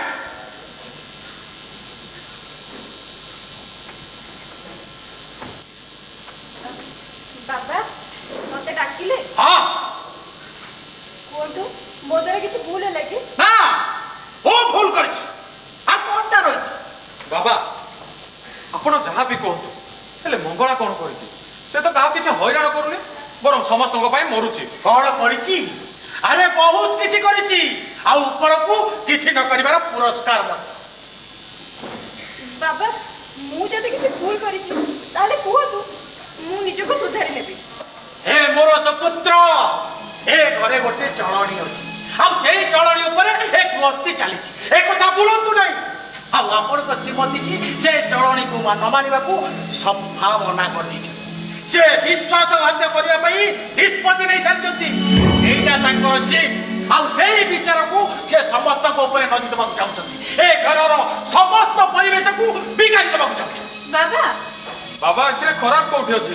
ତାଙ୍କ ପାଇଁ ସବୁ ଅନୁଶାସନ ସରିଯାଇଛି, ସବୁ କିଛି ବିଗିଡ଼ି ଯାଇଛି। ବାବା, ଏକଥା ବିଲକୁଲ ଭୁଲ। ଏବେ ଘରଟା ଘର ଭଳି ଲାଗୁଛି। ନିଅ, ଆସିଲେ ଗୌତମ ବୁଦ୍ଧଙ୍କ ଅବତାର। ଏବେ ବି ନିଶ ଉଠିନି, ତଥାପି ନିର୍ଲଜ ନିଜର ରାୟ ଶୁଣୁଛି। ପ୍ରତି କ୍ଷଣରେ ଏଇଭଳି ଅପମାନ ଆଉ ଉପେକ୍ଷା।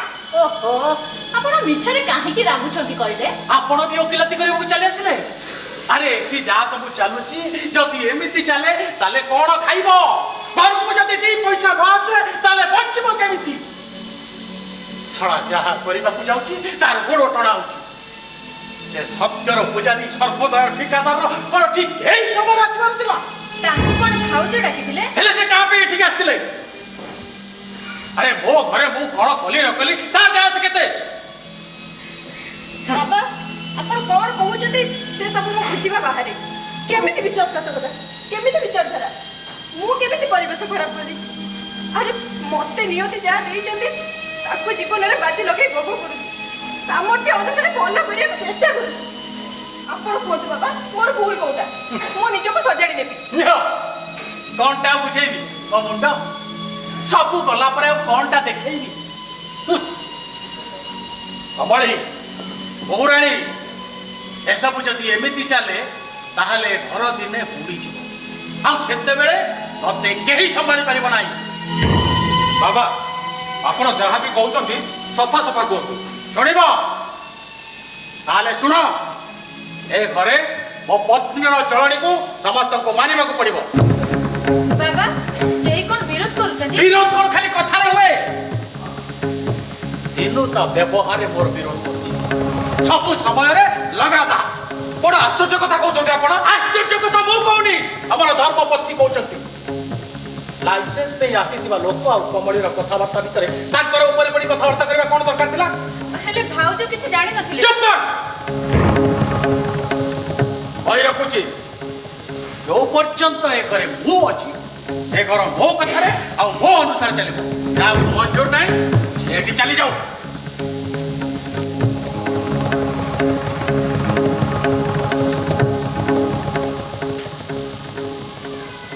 ବହୁରାଣୀ, ମୁଁ ଯାହା କହୁଛି ତମେ ବୁଝିପାରୁଛ। ତମକୁ ତମ ସ୍ୱଭାବରେ ପରିବର୍ତ୍ତନ ଆଣିବାକୁ ପଡ଼ିବ। ଆରେ ସବୁ ଘରେ ଗୋଟେ ଚଳଣି ଥାଏ, ଏ ଘରେ ବି ଅଛି। ତମକୁ ଏହାକୁ ନଜର କରିବାକୁ ପଡ଼ିବ। ଏଠି ଯାହା ସବୁ ଚାଲୁଛି ତାକୁ ନିଜର କରିବାକୁ ଦେଖିବାକୁ ହବ ଆଉ ନିଜକୁ ସାମିଲ କରିବାକୁ ହବ। ଯେମିତି ତମର ଅଲଗା ଅସ୍ତିତ୍ୱ ଯେମିତି ଜଣା ନ ପଡ଼ିଯାଏ। ବାବା ମୋ ଦ୍ୱାରା ତାହା ସମ୍ଭବ ନୁହେଁ। ବହୁରାଣୀ, ସତ କହୁଛି ବାବା, ମୋ ଦ୍ୱାରା ତାହା ସମ୍ଭବ ନୁହେଁ। ଆରେ ପୁଣି କହିଲ? ମୋ ଦ୍ୱାରା ସମ୍ଭବ ନୁହେଁ ବାବା, କାହିଁକି ନା ମୁଁ ଅଲଗା ପରିବେଶରେ ପଢ଼ିଛି। ଏଥିରେ ମୋର କିଛି ଦୋଷ ନାହିଁ। ଆପଣ କୁହନ୍ତୁ, ମୁଁ କଣ ଈଶ୍ୱରଙ୍କ ପାଖରେ ଜିଦ୍ କରିଥିଲି ମତେ ସେଇ ଘରେ ଜନ୍ମ ଦେବା ପାଇଁ? ଶାଶୁମା ଆପଣ କୁହନ୍ତୁ, ମୋ ଜନ୍ମ କଣ ମୋ ହାତରେ ଥିଲା? ନଣନ୍ଦ, ଆମକୁ କଣ ଆମ ନିଜ ଇଚ୍ଛାରେ ଜନ୍ମ ମିଳେ? ଆରେ ଯାହା ମୋ ହାତରେ ନାହିଁ, ମୋ ରକ୍ତରେ ନାହିଁ, ମୁଁ ତାକୁ କଣ କରିପାରିବି? ଆପଣ କୁହନ୍ତୁ ବାବା, ମୁଁ ତାକୁ କେମିତି ବଦଳାଇ ଦେଇପାରିବି? ଆରେ ଯାହା ମୁଁ ନୁହେଁ ଏମିତି ଏପରି ଲାଭ କଣ? ହଁ ସତ କଥା। ଭାଉଜ ମୁଁ ବି ଆପଣଙ୍କ କଥାରେ କହୁଛି। ଦେଖନ୍ତୁ, ବୋହୂ ଯାହା କହୁଛି ସବୁ ଠିକ କହୁଛି। ମୁଁ ଆପଣଙ୍କୁ ପଚାରୁଛି, ତାର ଚାଲିଚଳନରେ କଣ ଏମିତି ଭୁଲ ରହିଲା ଯେ ତା ବ୍ୟବହାର ସେ କାହିଁକି ବଦଳେ? ଆବଶ୍ୟକ କଣ? ହଁ ବାବା, ମା ଯାହା କହିଲେ ପୁରା ସତ।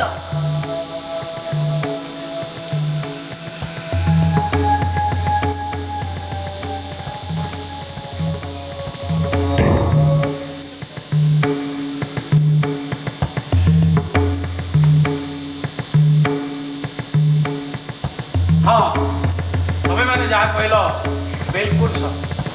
16 ଅଣା ମୁଁ ଏଥିରେ ଏକମତ। ହଁ, ତମେ ଅଲଗା ପରିବେଶରେ ପଡ଼ିଛ, ଏଥିରେ ତମର କିଛି ଦୋଷ ନାହିଁ। କଣ ବା କରନ୍ତୁ? ଶାନ୍ତ ହୁଅ ବହୁରାଣୀ, ଧୈର୍ଯ୍ୟ ଧର। ଆଜିଠୁ ଏ ଘର ମୁଁ ତମକୁ ସମର୍ପିତ। ଆଜିଠୁ ଏ ଘର ତମ କବ୍ଜାରେ ରହିବ।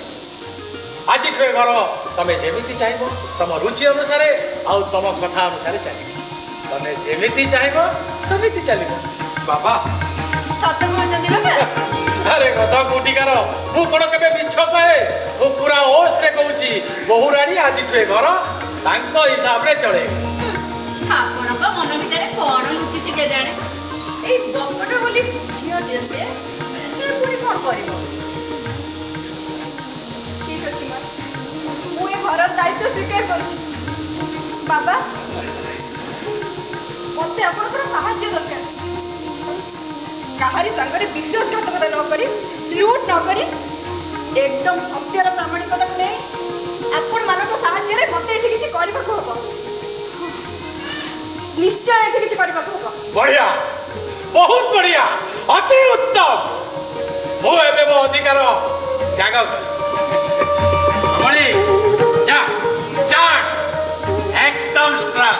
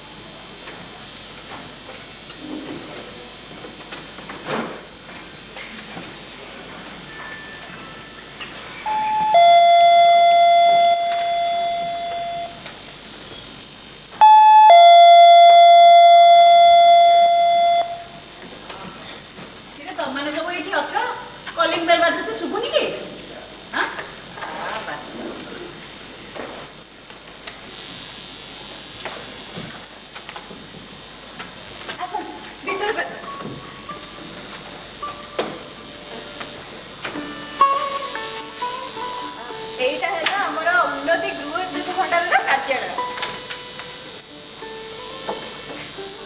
ଶୁଭବାବୁ ଉଠନ୍ତୁ, ଏଟା ଶୋଇବା ସ୍ଥାନ ନୁହେଁ। ଇଏ ରାତିକାଳୀନ ବ୍ୟବସ୍ଥା ବୁଝନ୍ତୁ। ଇଏ କମଳି ମାଲ ଘରେ ଘରେ ପହଞ୍ଚିବା ବିଭାଗର ପ୍ରମୁଖ। ଆଉ ଇଏ ହେଉଛନ୍ତି ଯମୁନା ଦେବୀ, ନିର୍ମିତ ବିଭାଗ ୟାଙ୍କ ଦାୟିତ୍ୱରେ। ଆସନ୍ତୁ ବାବା ଆସନ୍ତୁ। ଇଏ ହେଲେ ଆମର ବ୍ୟବସ୍ଥାପକ। ଆଜ୍ଞା ଆମ ପରିବାରରେ ମାଲିକ ଚାକର ଭେଦଭାବ ନାହିଁ। ବାବା ଇଏ ହେଉଛନ୍ତି ରଘୁନାଥ ପଟେଲ, ଜଣେ ବଡ଼ ବ୍ୟବସାୟୀ। ଆଜ୍ଞା ନା ଧନୀ ବ୍ୟକ୍ତି। ଆଜ୍ଞା ସମ୍ବଲପୁରରେ ରୁହନ୍ତି। ତାଙ୍କର ସମୟର ଘୋର ଅଭାବ। ମୁଁ କହିଲି ଦୟାକରି ଆମ ଭଣ୍ଡାରକୁ ଆପଣଙ୍କୁ ପାଦ ପକାନ୍ତୁ। ମ୍ୟାଡାମ ଏଭଳି ବ୍ୟକ୍ତିଙ୍କର ବହୁ ଆଗରୁ ଆସିବାର ଥିଲା। ଅତିଥିଙ୍କ ପାଇଁ କିଛି ଜଳଖିଆ ଥଣ୍ଡା ପାଇଁ କ୍ୟାଣ୍ଟିନରେ କହିବି। ନା ନା ନା ନା ମୋର ଡାଇବେଟିସ୍ 4 ବର୍ଷ ହେଇଗଲାଣି। କିଛି ତ ନିଅନ୍ତୁ। ହଁ ସରି ଆଦୌ ନୁହଁ। ଏଇଠି ବସ। ବହୁତ ଅଛି।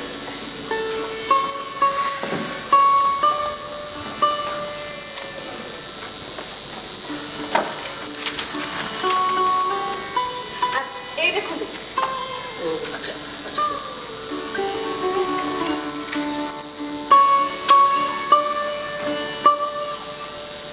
ଏଇ ଦେଖନ୍ତୁ, ଏଇଟା ହେଲା ଆମ ଉଦ୍ୟୋଗର ଜାଣିବା ପତ୍ର। ଏଥିରେ ଆମର ନୀତି ଉଦ୍ଦେଶ୍ୟ ଆଉ କେତେ ପ୍ରକାର ଉତ୍ପାଦନ ସବୁ କିଛି ଅଛି। ସତ୍ୟ ଓ ଗ୍ରାହକଙ୍କର ସନ୍ତୁଷ୍ଟି ଆମର ପ୍ରଥମ କର୍ତ୍ତବ୍ୟ। ଆମ ମାଲ 100% ଠିକ୍ ବିଶ୍ୱାସଯୋଗ୍ୟ। ଏଇ ଦେଖନ୍ତୁ, ଗ୍ରାହକମାନଙ୍କର ପ୍ରଶଂସା ପତ୍ର ହିଁ ଦେଖନ୍ତୁ। ଏହା ହିଁ ଆମର ଲାଭ।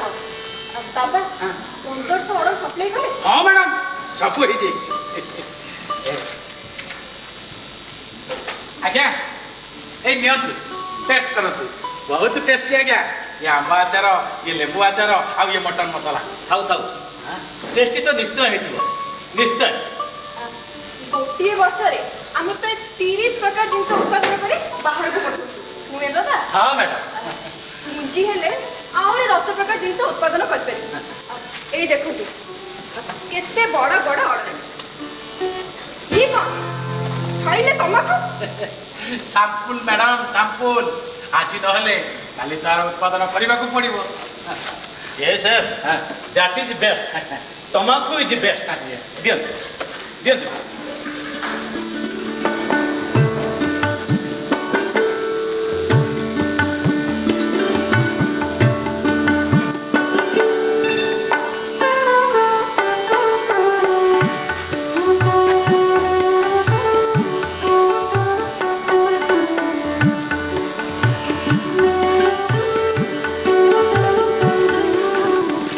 ଦେଖନ୍ତୁ ଗୋଟିଏ ଗୋଟିଏ ଅର୍ଡର ବିଷୟରେ ଚିନ୍ତା କରନ୍ତୁ।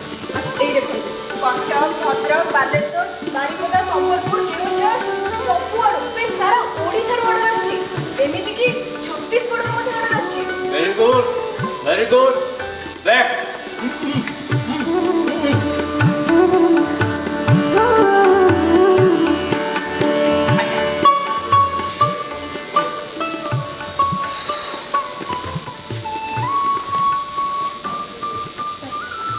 ହଁ ମ୍ୟାଡ଼ାମ କହିଥିଲି ନା ମୋ ତରେ ବହୁତ କାମ ଅଛି ଅର୍ଜେଣ୍ଟ। ମୁଁ ଆସୁଛି। ଏଇ ଦେଖନ୍ତୁ ମୋ ରାଜ୍ୟପାଳଙ୍କ ପତ୍ନୀ ଆମ ଉତ୍ପାଦନକୁ ବହୁତ ପ୍ରଶଂସା କରି ଲେଖିଛନ୍ତି। ସୁପରିଚିତ କେପି ସାମଲ, ଅଭିନେତା କେ ମଙ୍ଗରାଜ, ଅଭିନେତ୍ରୀ ଏ ସମାଧି ସମସ୍ତେ ଆମ ଉତ୍ପାଦନକୁ ବହୁତ ପସନ୍ଦ କରିଛନ୍ତି। ଆପଣ ପୁଞ୍ଜି ଲଗେଇଲେ 6 ମାସ ଭିତରେ ସୁଧ ସହ ଆପଣଙ୍କ ପୁଞ୍ଜି ଫେରିପାରିବେ। ଓକେ। ଆପଣ ନୂଆ ଅର୍ଡର ଗୁଡ଼ିକ ମିଲ୍ ଦିଆଯିବ। ହଁ ମ୍ୟାଡାମ।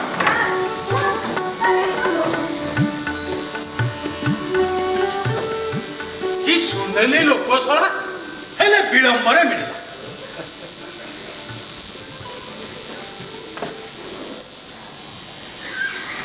ଶଳା ପକ୍କା ହୁସିଆର ଅଛି କିଛି ପଡିବ। ଭଉରାଣୀ ଇଏ ପଥର ତମ କଥାରେ ତରଳିବା ଲୋକ ନୁହେଁ। ଆରେ ସୁନା ସ୍ମଗଲର ସିଏ, ତାକୁ କଣ ତମ କଥା ମନକୁ ପାଇବ? ଭଉରାଣୀ ଏ ଲୋକ ଆମ ଜାତିର, ଆମ ଗୁଣର। ପଳେଇଲା ଭଲ ହେଲା। ମୁଁ ତ ଭାବିଲି କିଏ ଗୋଟେ ନୂଆ ଗରାକ ଆସିଛି ବୋଲି। ଏ କୋମଳି ସେ କିଏ ଥିଲା କିରେ? ମୁଁ କଣ ଜାଣେ ବୋଧେ ସମ୍ବଲପୁରର ହୋଟେଲ କି ସାମଲ ହେଇଥିବ। ମୁଁ ତ ବହୁତ ଡରୁଥିଲି କାଳେ ଚାହା ମାଗିବ ବୋଲି, ଘରେ ଟିକେ ବୋଲି କ୍ଷୀର ନାହିଁ। ଏତେ ଲୋକଙ୍କୁ ନେଇ ଆସୁଛନ୍ତି, ଜଣେ ବି କାମର ନୁହନ୍ତି। ସମସ୍ତେ ଖାଇ ପିଇ ଯାଉଛନ୍ତି, ହେଲେ କରଜ ମିଳିବାର ନାଁ ନାହିଁ। ଖାଲି ଘଟି ଘଟି ଆମ ଜୀବନ ଚାଲି ଯାଉଛି। ମୋର ତ ଏଠି ମରିବାର ନହବ ତ ଆସିଛି। ସବୁବେଳେ ସେଇ ଚୁଲି ପାଖରେ ବସ, ମସଲା କର, ପାମ୍ପଡ଼ କର, ବଡ଼ି କର, ଆଚାର କର। ଓହୋ, ଝାଳ ନାଳରେ ମଣିଷ ମରିଗଲାଣି। ବାବା ମଧ୍ୟ ଗୋଟେ ଅଦ୍ଭୁତ ଲୋକ, ପୁରା ଘରଟାକୁ ତାଙ୍କ ଉପରେ ସମର୍ପି ଦେଲେ। ଆମେ କଣ ମରିଗଲୁ? ବର୍ଷକ ଭିତରେ ଘରର ଅବସ୍ଥା କଣ ହେଇଛି? ଘର ଆଉ ଘର ଭଳିଆ ଅଛି, ଗୋଟେ କାରଖାନା ପାଲଟି ଗଲାଣି। ଆଉ ସେ ବୋହୁରାଣୀ କଣ ଭାବୁଛି କେଜାଣି? ଦିଟା ପିଲା ଜନ୍ମ କରନ୍ତା, ପାଳନ୍ତା, ପୋଷନ୍ତା, ଗୋଷ୍ଠୀ ବନାନ୍ତା, ହେଲେ ନା, ବିଜନେସ୍ କରିବ। ବିଜନେସ୍ରେ ମାତିଗଲା। ଆଉ ଆମ ପତିଦେବ, ସିଏ ବି ଗୋଟିଏ ଅଦ୍ଭୁତ ଲୋକ।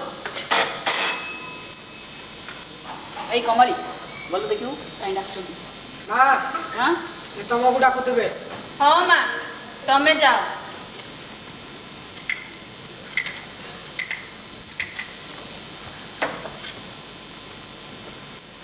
କାହିଁ ଡାକୁଛୁ? ଆପଣ ମାନେ ସବୁ କାହା ବିଷୟରେ ଚର୍ଚ୍ଚା କରୁଛନ୍ତି? ଆପଣ ଭଲ ଭାବରେ ଜାଣିଛନ୍ତି। ଆଜି ତମମାନଙ୍କର ସବୁ କଣ ହେଇଛି କି? ସକାଳୁ ସକାଳୁ ଘରର ମୁଖିଆଙ୍କ ବିଷୟରେ ଖରାପ ଶବ୍ଦ। ଆମେ ଏବେ କରିବୁ କଣ? ସହିବାର ସବୁ ସୀମା ଟପିଗଲାଣି।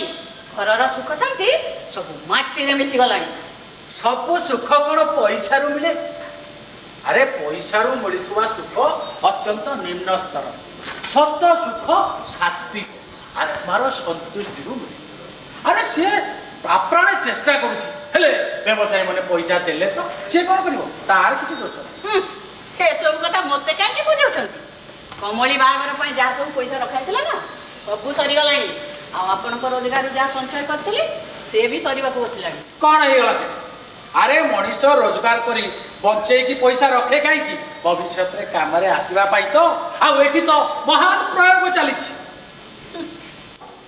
ଯେବେଠାରୁ ଏ ଘରକୁ ବୋହୂ ହେଇ ଆସିଲି, ସବୁ ସରି ଆସିଲି। ଅସ୍ତବ୍ୟସ୍ତ ଜୀବନ। ଆପଣ ଯେତେବେଳେ ଜେଲ୍ ଗଲେ, ଛୋଟ ପିଲାଙ୍କୁ ନେଇ ମୁଁ ଯେ କେମିତି ସମୟ କାଟିଲି, ସେ କଥା ମୁଁ ହିଁ ଜାଣେ। ଏବେ କରଜ ଦେବା ଲୋକ ଦାଣ୍ଡ ଦୁଆରେ ଆସି ଛିଡ଼ା ହେଇଯାଉଛନ୍ତି। ରାତିରେ ମୋତେ ନିଦ ହେଉନି। ଏମିତି ବେଶୀ ମୁଁ କେବେ ହେଇନଥିଲି। ସମୟ ଥିଲା, ବଡ଼ ଘରର ସ୍ତ୍ରୀ ଲୋକମାନେ ଆସି କହୁଥିଲେ, ଯମୁନା ଦେବୀଙ୍କୁ ଯେତେବେଳେ ପଇସା ମାଗ ଟଙ୍କା ମିଳିଯିବ। ହେଲେ ଏବେ ଲାଜରେ ମୋ ମୁହଁ ଲୁଚେଇ ବୁଲୁଛି।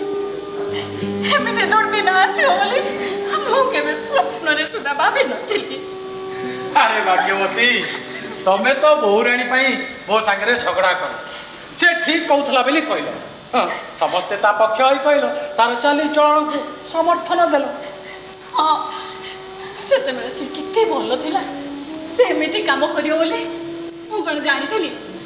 ତାପରେ ମୋର ସ୍ନେହ ଶ୍ରଦ୍ଧା ସବୁ କିଛି ଆସିଯାଇଥିଲା। ହଉ ହଉ, ଏବେ ଭିତରକୁ ଯାଅ। ଏଇଟା ଅଫିସ୍। ଅଫିସରେ ଏଭଳି ଚର୍ଚ୍ଚା ଶୋଭା ପାଏ। ଯା, ଭିତରକୁ ଯା। ଗତ କିଛି ଦିନ ହବ ଦେଖୁଛି, ବୋହୁର ପଛରେ ସମସ୍ତେ ବସି ଯାଉଛନ୍ତି। ଆଉ ସିଏ ଆଗକୁ ଆସିଲେ ପଳେଇ ଯାଉଛି, ଛେଳି ହେଇଯାଉଛି।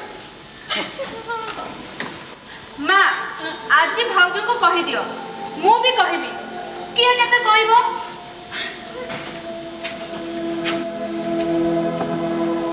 ଶୁଭ, ଶୁଭ, ଯେତେବେଳେ ଦେଖ ଭାଉଜଙ୍କ ହୁକୁମ। ଆମେ ଯେମିତି ତାଙ୍କ ଶ୍ରମିକ। ସିଏ ହୁକୁମ ଛାଡ଼ିବେ, ବୁଲିବେ, ଆଉ ଆମେ ଏଠି କାମ କରି କରି ମରିବା। ଆଉ ବଦଳରେ ମିଳୁଛି ମିଛ ପ୍ରଶଂସା, ଛଳପୂର୍ଣ୍ଣ ମିଠା କଥା। ଆଉ କାମ ନ ହେଲେ ନାକରେ ରାଗ। କେତେ ଅସୁବିଧା। ଶୁଭ, କହିଲୁ, କେତେ ଭଲ ଭଲ ସିନେମା ଆସିଛି, ହେଲେ ଆମକୁ ଫୁର୍ସତ ମିଳିଲେ ତ ସାଙ୍ଗମାନେ ଦେଖିକି ହସୁଛନ୍ତି। ସେଇ ପୁରୁଣା ଲୁଗା, କହୁଛନ୍ତି ଆସିଲେ ଆଇମା। କି ଯନ୍ତ୍ରଣା, କି କଷ୍ଟ, କିଏ ଜାଣୁଛି? ରାତି ଦିନ କାମ ଆଉ କାମ। ଓଦା କର, ଶୁଖାଅ, କୁଟ, ଡବାରେ ଭର୍ତ୍ତି କର, ଲେବୁଲ ଲଗାଅ, ଢାଙ୍କୁଣୀ ଲଗାଅ। ପୁଣି ମାଲ ବିକିବା ପାଇଁ ଏତେ ବଡ଼ ବଡ଼ ବାକ୍ସ ନେଇ ଦୁଆର ଦୁଆର ବୁଲ। ସମସ୍ତେ ଫେରେଇ ଦଉଛନ୍ତି, ଭିତରକୁ ଯିବାକୁ ବି ଦଉନାହାନ୍ତି। କେତେ ଜଣ ଅଶ୍ଳୀଳ ଇଙ୍ଗିତ ବି କରୁଛନ୍ତି। ଶୁଭ କହିଲୁ ଆମେ କ'ଣ ଭିକାରୀ? ତାପରେ ଭାଉଜଙ୍କର କଡ଼ା ତାଗିଦ, ଲାଞ୍ଛନା। ନିଜେ ଭଲ ଶାଢ଼ୀ ପିନ୍ଧି ବାହାରେ ବୁଲିବେ, ଆଉ ଘରେ ଆମ ଉପରେ ହାକିମାତି। ଶୁଣ, ଅନୁଶାସନ ବୋଲି ଏଠି କିଛି ବି ନାହିଁ। ବାବା କ'ଣ ହେଲା? ମୋ ପରୀକ୍ଷା ଫିସ୍ ବିଷୟରେ କ'ଣ ହେଲା? ଫିସ୍ ନଦେଲେ ସ୍କୁଲରୁ ମୋ ନାଁ କଟିଯିବ। ଆରେ ଭଗବାନ ରାମଚନ୍ଦ୍ର କ'ଣ ସ୍କୁଲ ଯାଉଥିଲେ? ଆପଣ ଭଗବାନ ରାମଚନ୍ଦ୍ରଙ୍କ ବାପା ନୁହନ୍ତି କି ମୋର ଦଣ୍ଡକାରଣ୍ୟ ଯିବାର? ମୁଁ ପଢ଼ିବାକୁ ଚାହେଁ। ମତେ କାହିଁ କହୁଛ? ମୁଁ କ'ଣ ଘରର ମାଲିକ? ଘରର ମାଲିକ ଭାଉଜଙ୍କୁ କହିଲନି? ତାଙ୍କ ଆଗରେ ଛେଳି ଆଉ ବୋପା ଆଗରେ ବାଘ। ଶୁଣ, ସତ୍ୟ ଓ ଆଦର୍ଶ ପାଇଁ ସ୍କୁଲ ଯଦି ଛାଡ଼ିବାକୁ ଦରକାର ପଡ଼େ ତାହେଲେ ଛାଡ଼ିବା ଦରକାର। ଅର୍ଥମୁକ୍ତା ନା, ମୁଁ ଛାଡ଼ି ପାରିବିନି।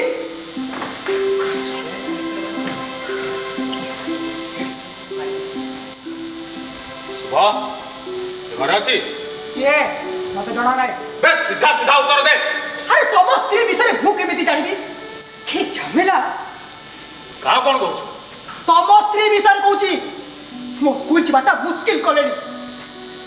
ପରୀକ୍ଷା ପାଖରେ ହେଲେ ସ୍କୁଲରୁ ନା କଟିଯିବାକୁ ତାଗିଦ ଆସିଲାଣି। ମୋ ସାଙ୍ଗମାନେ ଉପର କ୍ଲାସକୁ ଉଠିଯିବେ, ଆଉ ମୁଁ କ'ଣ ତଳ କ୍ଲାସର ପିଲାଙ୍କ ସହିତ ପଢ଼ିବି? ତା ଅପେକ୍ଷା ତୁ ମରିଯିବା ଭଲ। ଆରେ ତମ ସ୍ତ୍ରୀଙ୍କ ମୁଖତ ପାଇଁ ମତେ ଦଣ୍ଡ ମିଳିବ? ତାଙ୍କ ପାଖରେ ବିଜନେସ୍ ପାଇଁ ଟଙ୍କା ଅଛି, ବିଜ୍ଞାପନ ପାଇଁ ଟଙ୍କା ଅଛି, ବାହାରେ ବୁଲିବା ପାଇଁ ଟଙ୍କା ଅଛି, ଆଉ ଲୋକଙ୍କୁ ଖୁଆଇବା ପାଇଁ ବି ଟଙ୍କା ଅଛି। ହେଲେ ମୋ ସ୍କୁଲ ଫିସ୍ ପାଇଁ ଟଙ୍କା ନାହିଁ। ଚୁପ୍ ଚୁପ୍ ହେଇଯା। ଚୁପ୍ ରହିବି? କାହିଁକି ଚୁପ୍ ରହିବି? ଏବେ ନ କହିଲେ ଆଉ କେବେ କହିବି? ଆରେ ଶୁଭ, ଚୁପ୍ ହେଇଯା।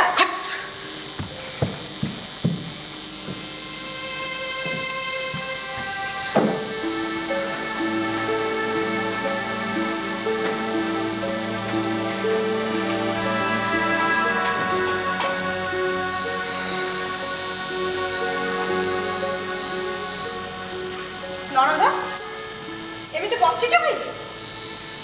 ମୁଁ ସାଡ଼େ ଏକୁଟିଆ ମରୁଛି, ଆଉ ଆପଣ ମାନେ ଏଠି ବସି ରହିଛନ୍ତି। ଆଜି ଦେଖିବାକୁ ଯାଇଥିଲ? ଆରେ ଅନୁଶାସନ ଅଛି କି ନାହିଁ? ଆଉ ସିଏ ଆଜି କଲେକ୍ସନ କରିବାକୁ ଯାଇଥିଲେ? ଆଉ ବୁଝେଇ ଲାଭ ନାହିଁ। ଆରେ ଠିକ ସମୟରେ କଲେକ୍ସନ ନହେଲେ ସେମାନେ ଦେବାରେ ହେଳା କରିବେ। 2 ଦିନ ହେଲାଣି କହୁଛି ଜିନିଷ ସବୁ ପ୍ୟାକ୍ କରିକି ରଖ, ହେଲେ କେହି ମୋ କଥା ଶୁଣୁନ। ଇଏ କ'ଣ? ବାପାଙ୍କ ଟୋପି ଏଠି ପଡ଼ିଛି। ଟିପ୍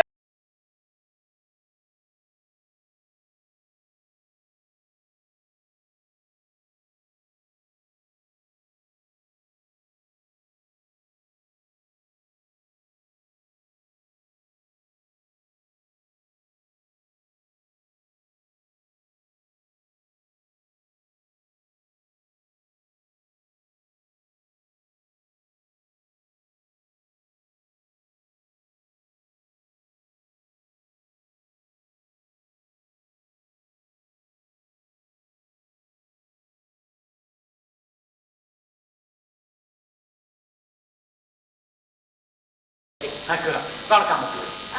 ଇଂଲିଶରେ ଗୋଟେ ଚିଠି ଲେଖିବାକୁ ପଡ଼ିବ। ହଁ, ଚିଠି ତ ମୁଁ ନିଶ୍ଚୟ ଲେଖିବି। ଆଗ କୁହ, ସେ ସୁନେଲି ଲୋକ କ'ଣ କହିବେ? ଇଏ ସେଇ ଗୋଟାଏ ଜିନ୍ ଲଗେଇକି ବସିଛି। ସଚ୍ଚୋଟରେ ବିଜନେସ୍ କଲେ ମୁନାଫା ହୁଏନି। ଆପଣ ସିନେମା କରନ୍ତୁ, ବହୁତ ଲାଭ ପାଇବେ। ବାବା ସୁନା ବିଜନେସ୍ରେ ବହୁତ ପଇସା କମେଇଛି, ହେଲେ ବୁଦ୍ଧି ବିବେକ ବୋଲି ଟିକିଏ ନାହିଁ। ଯେତେ ବୁଝେଇଲେ ବି ବୁଝିବାକୁ ନାରାଜ। ମୁଁ ତ ତମକୁ କହିଛି ମହାରାଣୀ, ଏଭଳି ଲୋକଙ୍କର ବିବେକ ନଥାଏ, ଖାଲି ବ୍ୟବହାରିକ ଜ୍ଞାନ ଥାଏ। ବାବା ୟାଙ୍କୁ ଛାଡ଼ିକି ମୁଁ ଆହୁରି 2 ଜଣଙ୍କୁ କହିଛି। କୁଆଡ଼େ ହେଲେ ଗୋଟେ କରଜ ମିଳିଗଲେ ଆମ ମନୋବଳ ବଢ଼ିବ, 2 ଗୁଣ ଉତ୍ପାଦନ ବି କରିପାରିବା। ଆଉ ସେତେବେଳେ ଆମେ ଶାଖା ବି ଖୋଲିପାରିବା। କିଛି ନହେଲେ ତମ ମାମୁଁ ତ ଅଛନ୍ତି, ସେ ତ ସରକାରୀ ଋଣ କରେଇଦେବେ ବୋଲି କଥା ଦେଇକି ଯାଇଛନ୍ତି। ଖାଲି କଥା ନୁହେଁ ବାବା, ସେ ନିଜ ଜୀବନକୁ ବାଜି ଲଗେଇ ମୋ ପାଇଁ ପ୍ରଯତ୍ନ କରୁଛନ୍ତି।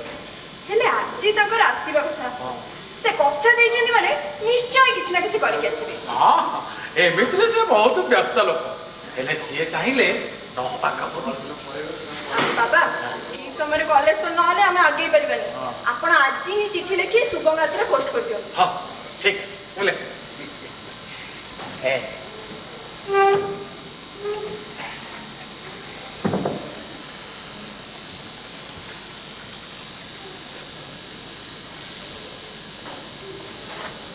କମଳି ଏପର୍ଯ୍ୟନ୍ତ ସେ ଆସିନି ନା?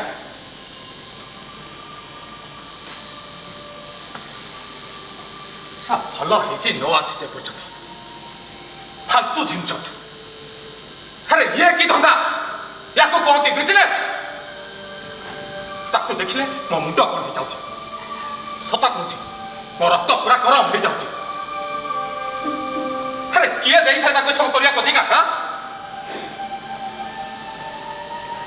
कमली बाबा जहा इच्छा ताहा करते आगे से हमको जन्म देते हेले ये किए बहु हे मुंड नुआई ए घर को आसला हेले आसी हाथी दीदिया बाबा हे गला। अरे अरे मो दोस्ती भागी गला काहे मो दोस्ती काहे मो पत्नी कमली ये तो हिसाब कला वाला गोटे मेसेज राति दिन हिसाब करो माल दियो कलेक्शन करो। अरे एटा कोन जीवन मो साग माने बाहा हे दीटा पिलार बापा हेले हेले मो स्त्री पिला दरकार नहीं कहीं से बिजनेस करुची। अरे कौ सला आखि रही गृहस्थी करवा साई पड़िशा चाही ओ सांग माने कमेंट मारुचंती बजार रे विभिन्न इंगित करी हसुचंती खराब कथा भी कहउचंती। अरे सुपुत्र अरे कौन सब बकी जाउछ होश रे अछ तो निजर धर्मपत्नी संपर्क रे एभली शब्द अरे एभली पत्नी आलुओ रे खोजिले भी मिलिबेनी हेले बाबा ताकू मो गला रे काहे बांधी देले ए फालतू धंदा पई के बाहा हे घर को स्त्री आने ना गृहस्थी बसिया पई आने निज पई निज कथा कहिया पई आने। अरे तमाने कोन बहुराणी विरोध रे विद्रोह करबा को स्थिर करछ ना कोन घर रो भल दिन देखबा को चाहू ना भल दिन भाउजंकर एई मूर्ख जी जागरे एबे खाली बाबा जे लेंकुडी पिंदिबा बाकी रहिला। ए पागेड़ी ये सब तो कौन कहि जाउछ एकदम ठीक कहिची। अरे निर्बोध तू भी अरे मु ये सब कौन देखुची। अरे भगवान रामचंद्र चांद पाइबा पई जीत करथिले कि नहीं आउ आज तुम माने सब चांद ऊपर पहुंची। बाबा आपण हमको काम रे लगाउछन काहे कि आपण हमको जन्म दैछथि ले सीए भी सैया करूची आमे देबती बळी रछाली हे रहिछु कोथि पाई काहे कि आपण तो किछ नले पैसा आडुथि हम मानक सब पूरा करथिले हेले सीए कोन आनुची कमली शुभ कहि दियो मु तो बड़ा बोका बनी गली बहुत हेले आउ न बाबा बाबा तोरे किया हमर धर्मपत्नी अछंती आकर के कहि पारले अरे मु तमान को एठी काहे के बंद करथि हेले तमाने बंद हेले खाउन मो पाटी ने हाथ दे दी था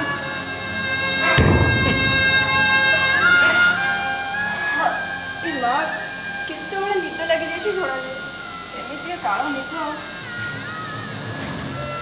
अरे आपण केतळे आसिले आज कलेक्शन करके जाइथिले ना कोन हैला केते टका मिलला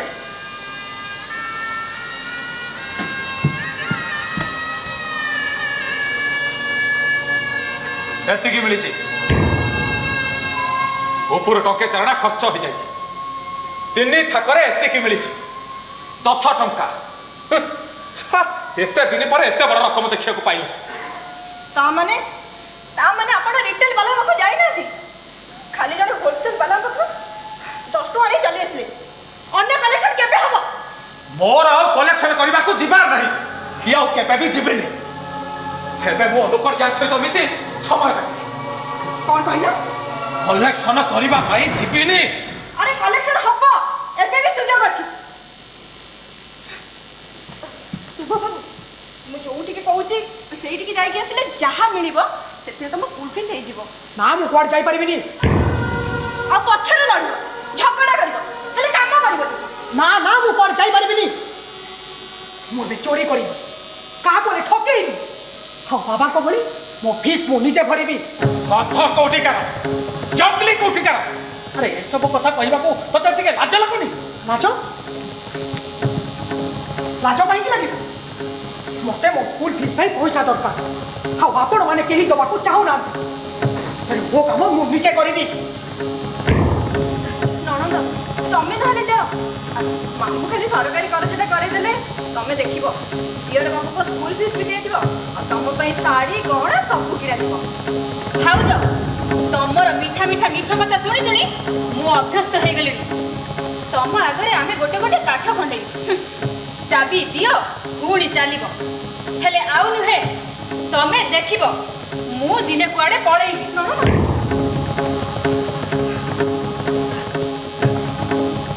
ଆଉ କିଏ ଅଛି ଯାହାକୁ ଆରେ ଭଉରାଣୀ, ଆରେ ମୁଁ ଅଛି। ମୋର କିଛି ଉପଯୋଗ ନାହିଁ, ମୋ ଚାଲ ଅଲଗା। ଏବେ ଯଦି ଓହୋ ମୁଁ ସଫା ସଫା କହିଦଉଛି, ମୋର ଏବେ ସବୁ ବଳ ସରିଗଲା। ଶାଶୁମା ଆଉ ଶେଷ ହେଇଯାଇଛି ମାନେ କେମିତିକା ବଳ? ସମୁଦାୟ ବଳ, ଶରୀର ବଳ, ମନ ବଳ ସବୁ ସରିଗଲା। ନା ବଞ୍ଚି ପାରୁଛି ନା ମରି ପାରୁଛି। ଏ ବେଜିତ, ଏଇ ବରବାଦୀ, ଏଇ ସବୁ ଦେଖିବାକୁ ଏଠି ପଡ଼ି ରହିଛି। ଓହୋ ତମକୁ ମୁଁ କହିଦଉଛି, ତମେ ମୋ ଗୃହସ୍ଥୀ ସାଙ୍ଗରେ ଖେଳ ଖେଳୁଛ, ତମେ ମୋ ପିଲାମାନଙ୍କ ସାଙ୍ଗରେ ଖେଳ ଖେଳୁଛ। ଜୀବନ ମରଣ ଖେଳ, ବିନାଶ ହିଁ ବିନାଶ, ବୁଝିଲ? ହେଲେ ଶାଶୁମା ଓହୋ ତମର ଜିଦ୍ ଅଛି, ତମେ ତାକୁ ପୂରଣ କରିବ, କାହିଁକି ନା ତମକୁ ସାନ୍ତ୍ୱନା ମିଳିବ। ହେଲେ ମୁଁ ତମକୁ କହିଦଉଛି, ୟା ପରେ କୌଣସି କଥାରେ ତମର ମୁଁ ନାହିଁ। ମୁଁ ମୋ ଭଉଣୀ ଘର କଟକ ଚାଲିଯିବି।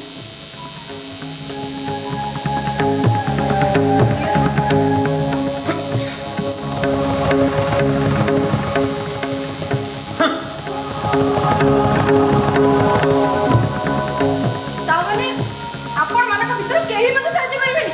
ନା କଦାପି ନୁହଁ। ଭଉରାଣୀ, ତମେ ଏମାନଙ୍କ କଥା ଜମା ଶୁଣନି। ଏମାନେ ସମସ୍ତେ ବେଇମାନ। ଯୋଉ ଥାଳିରେ ଖାଇବେ ସେଇ ଥାଳିରେ ଛେପ ପକେଇବେ। ଯାଆନ୍ତୁ ସେମାନେ, ଯୁଆଡ଼େ ଯିବାକୁ ଚାହୁଁଛନ୍ତି ଯାଆନ୍ତୁ। ହେଲେ ତମେ ଏକା ନୁହେଁ, ମୁଁ ତମ ସାଙ୍ଗରେ ଅଛି। ତମେ ପ୍ରୟୋଗ ଛାଡ଼ନି।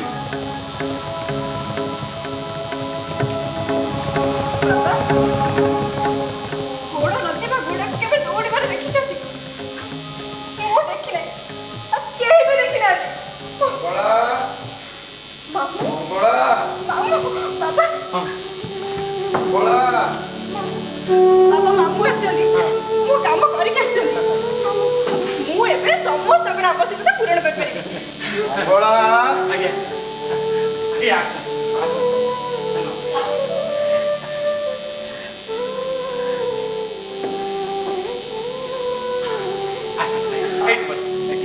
ଝିଅ ସହିତ ତୋ ସହିତ ଦେଖା ହେଇଗଲା। ତତେ ଦେଖା କରିବୁ ବୋଲି ମୁଁ ପବନ ବେଗରେ ଧାଇଁ ଆସିଛି। ମା ଟିକେ ପାଣି ଦେଇପାରିବୁ? ହଁ ଟିକେ ଆଣ।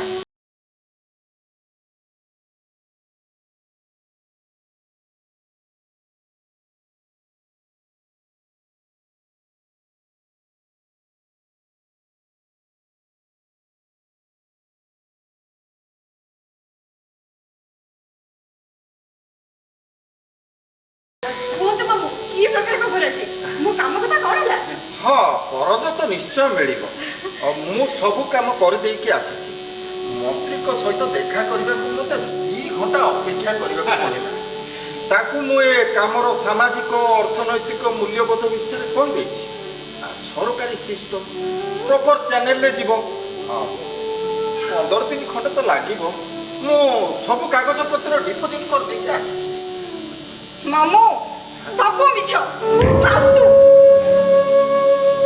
ପେପର ଡିପୋଜିଟ୍ ପରେ କେତେ ଦିନ ହବ କହିଲେ? ତାପରେ 15 ଦିନ ଭିତରେ ଗୋଟେ ରିପୋର୍ଟ ତିଆରି ହବ। ତାପରେ ମାମୁଲି ଫର୍ମାଲିଟି, এটা ସରକାରୀ ସିଷ୍ଟମ ପୁରା ମାସେ ଖଣ୍ଡେ ଭିତରେ ହେଇଯିବ। ତାପରେ ଅର୍ଥ ମନ୍ତ୍ରଣାଳୟ ମଞ୍ଜୁରୀ, ତାପରେ ଯାଇ ମିଳିବ ନା। ଉଠନ୍ତୁ, ଆପଣ ଉଠନ୍ତୁ ମାମୁ, ଯାଆନ୍ତୁ। ଧୈର୍ଯ୍ୟ ଧର, ଏମିତି କ'ଣ କହୁଛୁ? ମୋର ଗୋଡ଼ ନଥିବା ଗୋଡ଼ ମରିଯିବ, ମରିବ ମରିବ ହଉଛି। ମାଲୁ, କେବଳ ତୋରି ଜିତ୍ ପାଇଁ ମୋ ଜୀବନ ସାରାର ମାନ ସମ୍ମାନ ତ୍ୟାଗ ସେବା ସବୁକିଛି ମୁଁ ବାଜିରେ ଲଗେଇ ଦେଇଛି ଖାସ୍ ଏହି କାମ ପାଇଁ। ସବୁ ମିଛ, ଫାଲତୁ, ବେକାର, କିଛି ନାହିଁ ମାମୁ। ଆପଣ ଚାଲି ଯାଆନ୍ତୁ, ମତେ ଆପଣଙ୍କର କରଜ ଦରକାର ନାହିଁ, ନହେଲେ ଏ ପରିସ୍ଥିତିରେ ଆପଣ ମଧ୍ୟ ପାଗଳ ହେଇଯିବେ। ଆପଣ ଚାଲି ଯାଆନ୍ତୁ ମାମୁ। ହେଲେ ଚଳିବ? କେତେଟା ଦିନର ବିଳମ୍ବ, ଟିକେ ଅପେକ୍ଷା କର। ମାମୁ, ଆପଣ ଚାଲି ଯାଆନ୍ତୁ।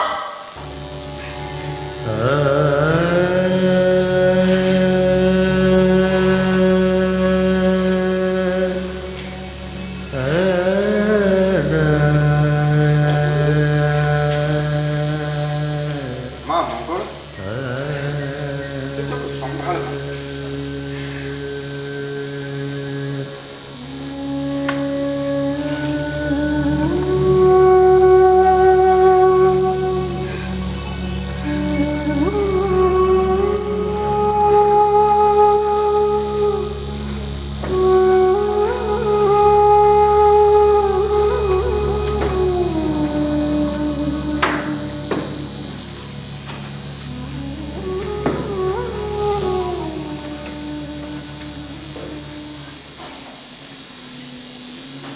ମୁଁ ଭୁଲ ଥିଲି, ଆପଣ ସମସ୍ତେ ମତେ କ୍ଷମା କରନ୍ତୁ। ମୁଁ ପ୍ରକୃତରେ ଖରାପ, ମୁଁ ଆପଣ ସମସ୍ତଙ୍କର ବହୁତ କ୍ଷତି କରିଛି। ମୁଁ ପ୍ରକୃତରେ ଖରାପ, ପ୍ରକୃତରେ ମୁଁ ଖରାପ। କୁଆଡ଼େ ଯାଉଛ ବହୁରାଣୀ? ନିଜର ପ୍ରୟୋଗ ବିଷୟରେ ଚିନ୍ତା କରିବା ଦରକାର। ଏମିତି ଆମେ ଅଧାରୁ ଛାଡ଼ି ପାରିବା ନାହିଁ।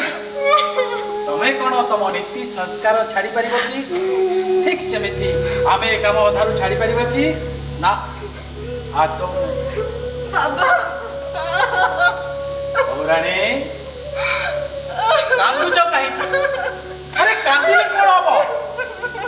ଜିତ୍ ଦରକାର, ଜିତ୍।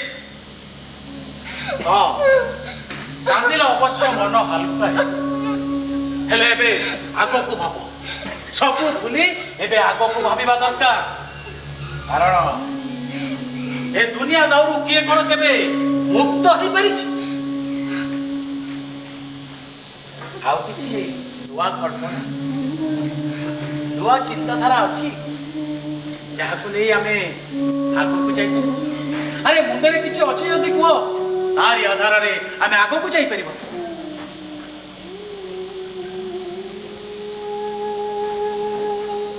ତା ଅର୍ଥ ତମ ପାଖରେ କୌଣସି ନୂଆ କଳ୍ପନା ଆଉ ନାହିଁ। ହଁ, ଯଦି ତମ ପାଖରେ ଆଉ କୌଣସି ନୂଆ କଳ୍ପନା ନାହିଁ, ତାହେଲେ ମୁଁ ଗୋଟେ ପ୍ରସ୍ତାବ ଦେବି। ହଁ, ଭବିଷ୍ୟତରେ କାମରେ ଆସିବ ବୋଲି ମୁଁ ଏସବୁକୁ ତିଆରି କରି ରଖି। ଦେଖର ବହୁରାଣୀ, କେତେ ଶ୍ରେଷ୍ଠ ମୋର ପରିକଳ୍ପନା। ଯାହା ଥିଲା ସେଇ ନିଜର ମାଲ କେବଳ ପପୁଲାର କମ୍ପାନୀ ମାନଙ୍କର ଲେବଲ ଏପଟ ସେପଟ କରି ଲଗେଇବା ଆଉ ବିକିବା। ଦେଖ ଦେଖ ମାଲ ସବୁ ବିକ୍ରି ହେଇଛି। ଆରେ ଏଜେଣ୍ଟ ମାନେ ବି ରାଜି, ସେମାନେ ଏଥିରେ ସହଯୋଗ କରିବେ କହି ଆଡଭାନ୍ସ ବି ଦେଇ ଯାଇଛନ୍ତି। ହଁ, ମୁଁ ଅବଶ୍ୟ ମନା କରୁଥିଲି, ହେଲେ ମାନିଲେ ନାହିଁ, ଜବରଦସ୍ତି ଦେଇଗଲେ।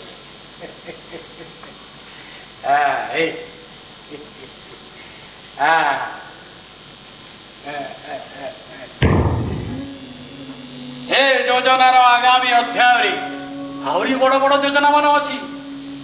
ଆଚାର, ପାମ୍ପଡ଼ ଆଉ ମସଲା ସାଙ୍ଗକୁ ପିଲାଙ୍କର କ୍ଷୀର ପାଉଡର ଆଉ ପେଟେଣ୍ଟ ଔଷଧ ଆଦି ବିକ୍ରି କଲେ ପ୍ରଚୁର ଲାଭ ମିଳିବ। ମାର୍ଜିନର ମୂଳ କମ୍ପାନୀର 2 ଗୁଣା ହେଇଯିବ। ସତରେ ବହୁରାଣୀ ଯାହା ଏକ ସ୍ୱାବଲମ୍ବୀ ଧନ୍ଦା। ଆରେ ଲାଭ ହିଁ ଲାଭ, କାହା ଆଗରେ ହାତ ପତେଇବା ଦରକାର ନାହିଁ। ବହୁରାଣୀ ମୁଁ ଏବେ ତୁମର ରାୟ ଚାହୁଁ।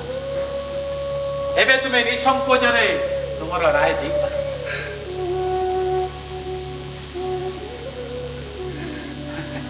ତା ଅର୍ଥ ତମେ ମୋ ପ୍ରସ୍ତାବକୁ ଗ୍ରହଣ କରୁଛ। ତେଣୁ ଏବେ ତମ ଜୀବନରେ ଦିଆଯାଇଥିବା ଘରର ଦାୟିତ୍ୱ ମୁଁ ମୋ ନିଜ କବ୍ଜାକୁ ଦେଉଛି। ଆରେ ବାଧ୍ୟ ହେଉଛି, ଏମିତି କରିବା ନିହାତି ଜରୁରୀ। ଏବେ ଘରର ଚଳଣିକୁ ସମସ୍ତଙ୍କୁ ମାନିବାକୁ ପଡ଼ିବ। ଖାଲି ମାନିବାକୁ ନୁହେଁ, କାମରେ ହାତ ବଢ଼େଇବାକୁ ପଡ଼ିବ, ନିଜର ଦାୟିତ୍ୱ ତୁଲାଇବାକୁ ପଡ଼ିବ ଆନନ୍ଦର ସହ, ମନୋବଳ ଲଗେଇ। କଣ ବହୁରାଣୀ ଆଉ ବୁଝିପାରୁଛ ତ? ଆରେ ମୁଁ ଯାହା କହୁଛି ବୁଝିପାରୁଛ ତ? ଆରେ ତମମାନେ ଚାହିଁଛ କଣ? ସେ ଥକି ଯାଇଛି, ଜୀବନର ବଡ଼ ଥକା। ବାବା ଦେବ ବହୁରାଣୀକୁ ଭିତରକୁ ନେଇଯା।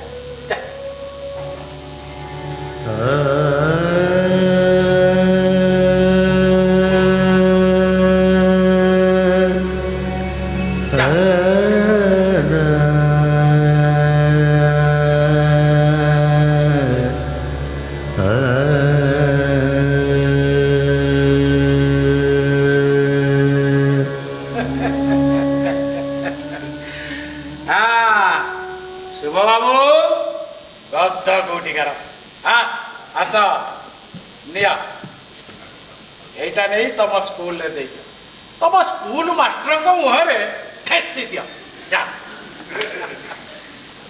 कमली ले एटा तोरा एथिरे गाड़ी के ढंगरे सिनेमा देख संस्कार जरूरी है। ଆଉ ଆପଣ ଛିଡ଼ା ରହିଲେ କାହିଁକି?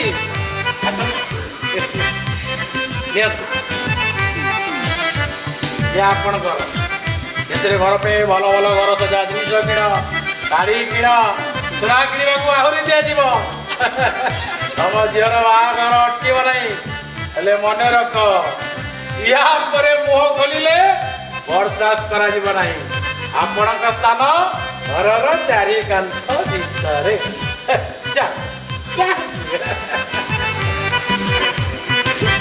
ଅନୁଶାସନ ବୋଲି କିଛି ନାହିଁ। ଆରେ ବାପା ଦିନୁ, ଏ ଦିନୁ ବାପା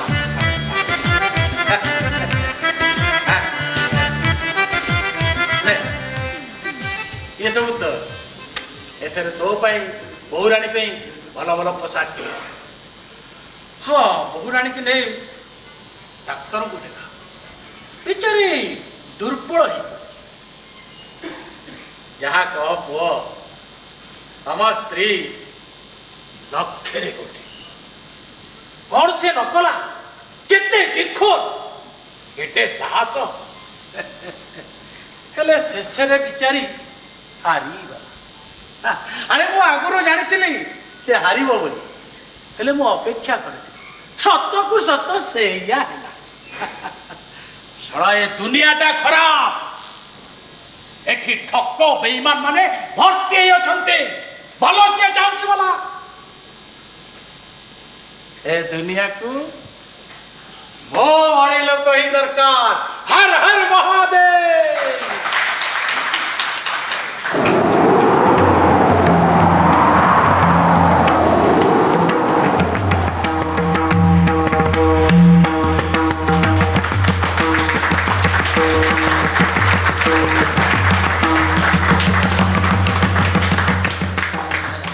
ମୁଁ ଆଉ 2 ମିନିଟ୍ ସମୟ ନେବି, କଳାକାରମାନଙ୍କୁ ଆପଣଙ୍କ ସହିତ ପରିଚୟ କରାଇଦେବି।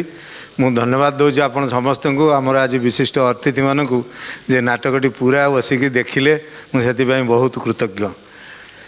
ସକଳେଶ୍ୱର ପଟ୍ଟନାୟକ, ବିଘ୍ନରାଜ ଜେନା, ସନ୍ତୋଷ ମହାନ୍ତି, ଅପୂର୍ବ ସାହୁ, ଧରାଶ୍ରୀ,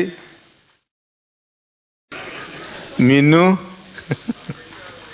ଶୁଭ, ଶ୍ରୀକାନ୍ତ ମିଶ୍ର, ମଣିଦୀପା ମଲ୍ଲିକ, ଆଲୋକ ଅଗ୍ନିବେଶ, ସତ୍ୟ, ନିତ୍ୟାନନ୍ଦ ସେ ମଞ୍ଚ ପରିଚାଳନାରେ ଥିଲେ ଆମର ମନୋଜ, ଆଉ କଷ୍ଟ୍ୟୁମ୍ରେ ହେଉଛନ୍ତି କାର୍ତ୍ତିକ।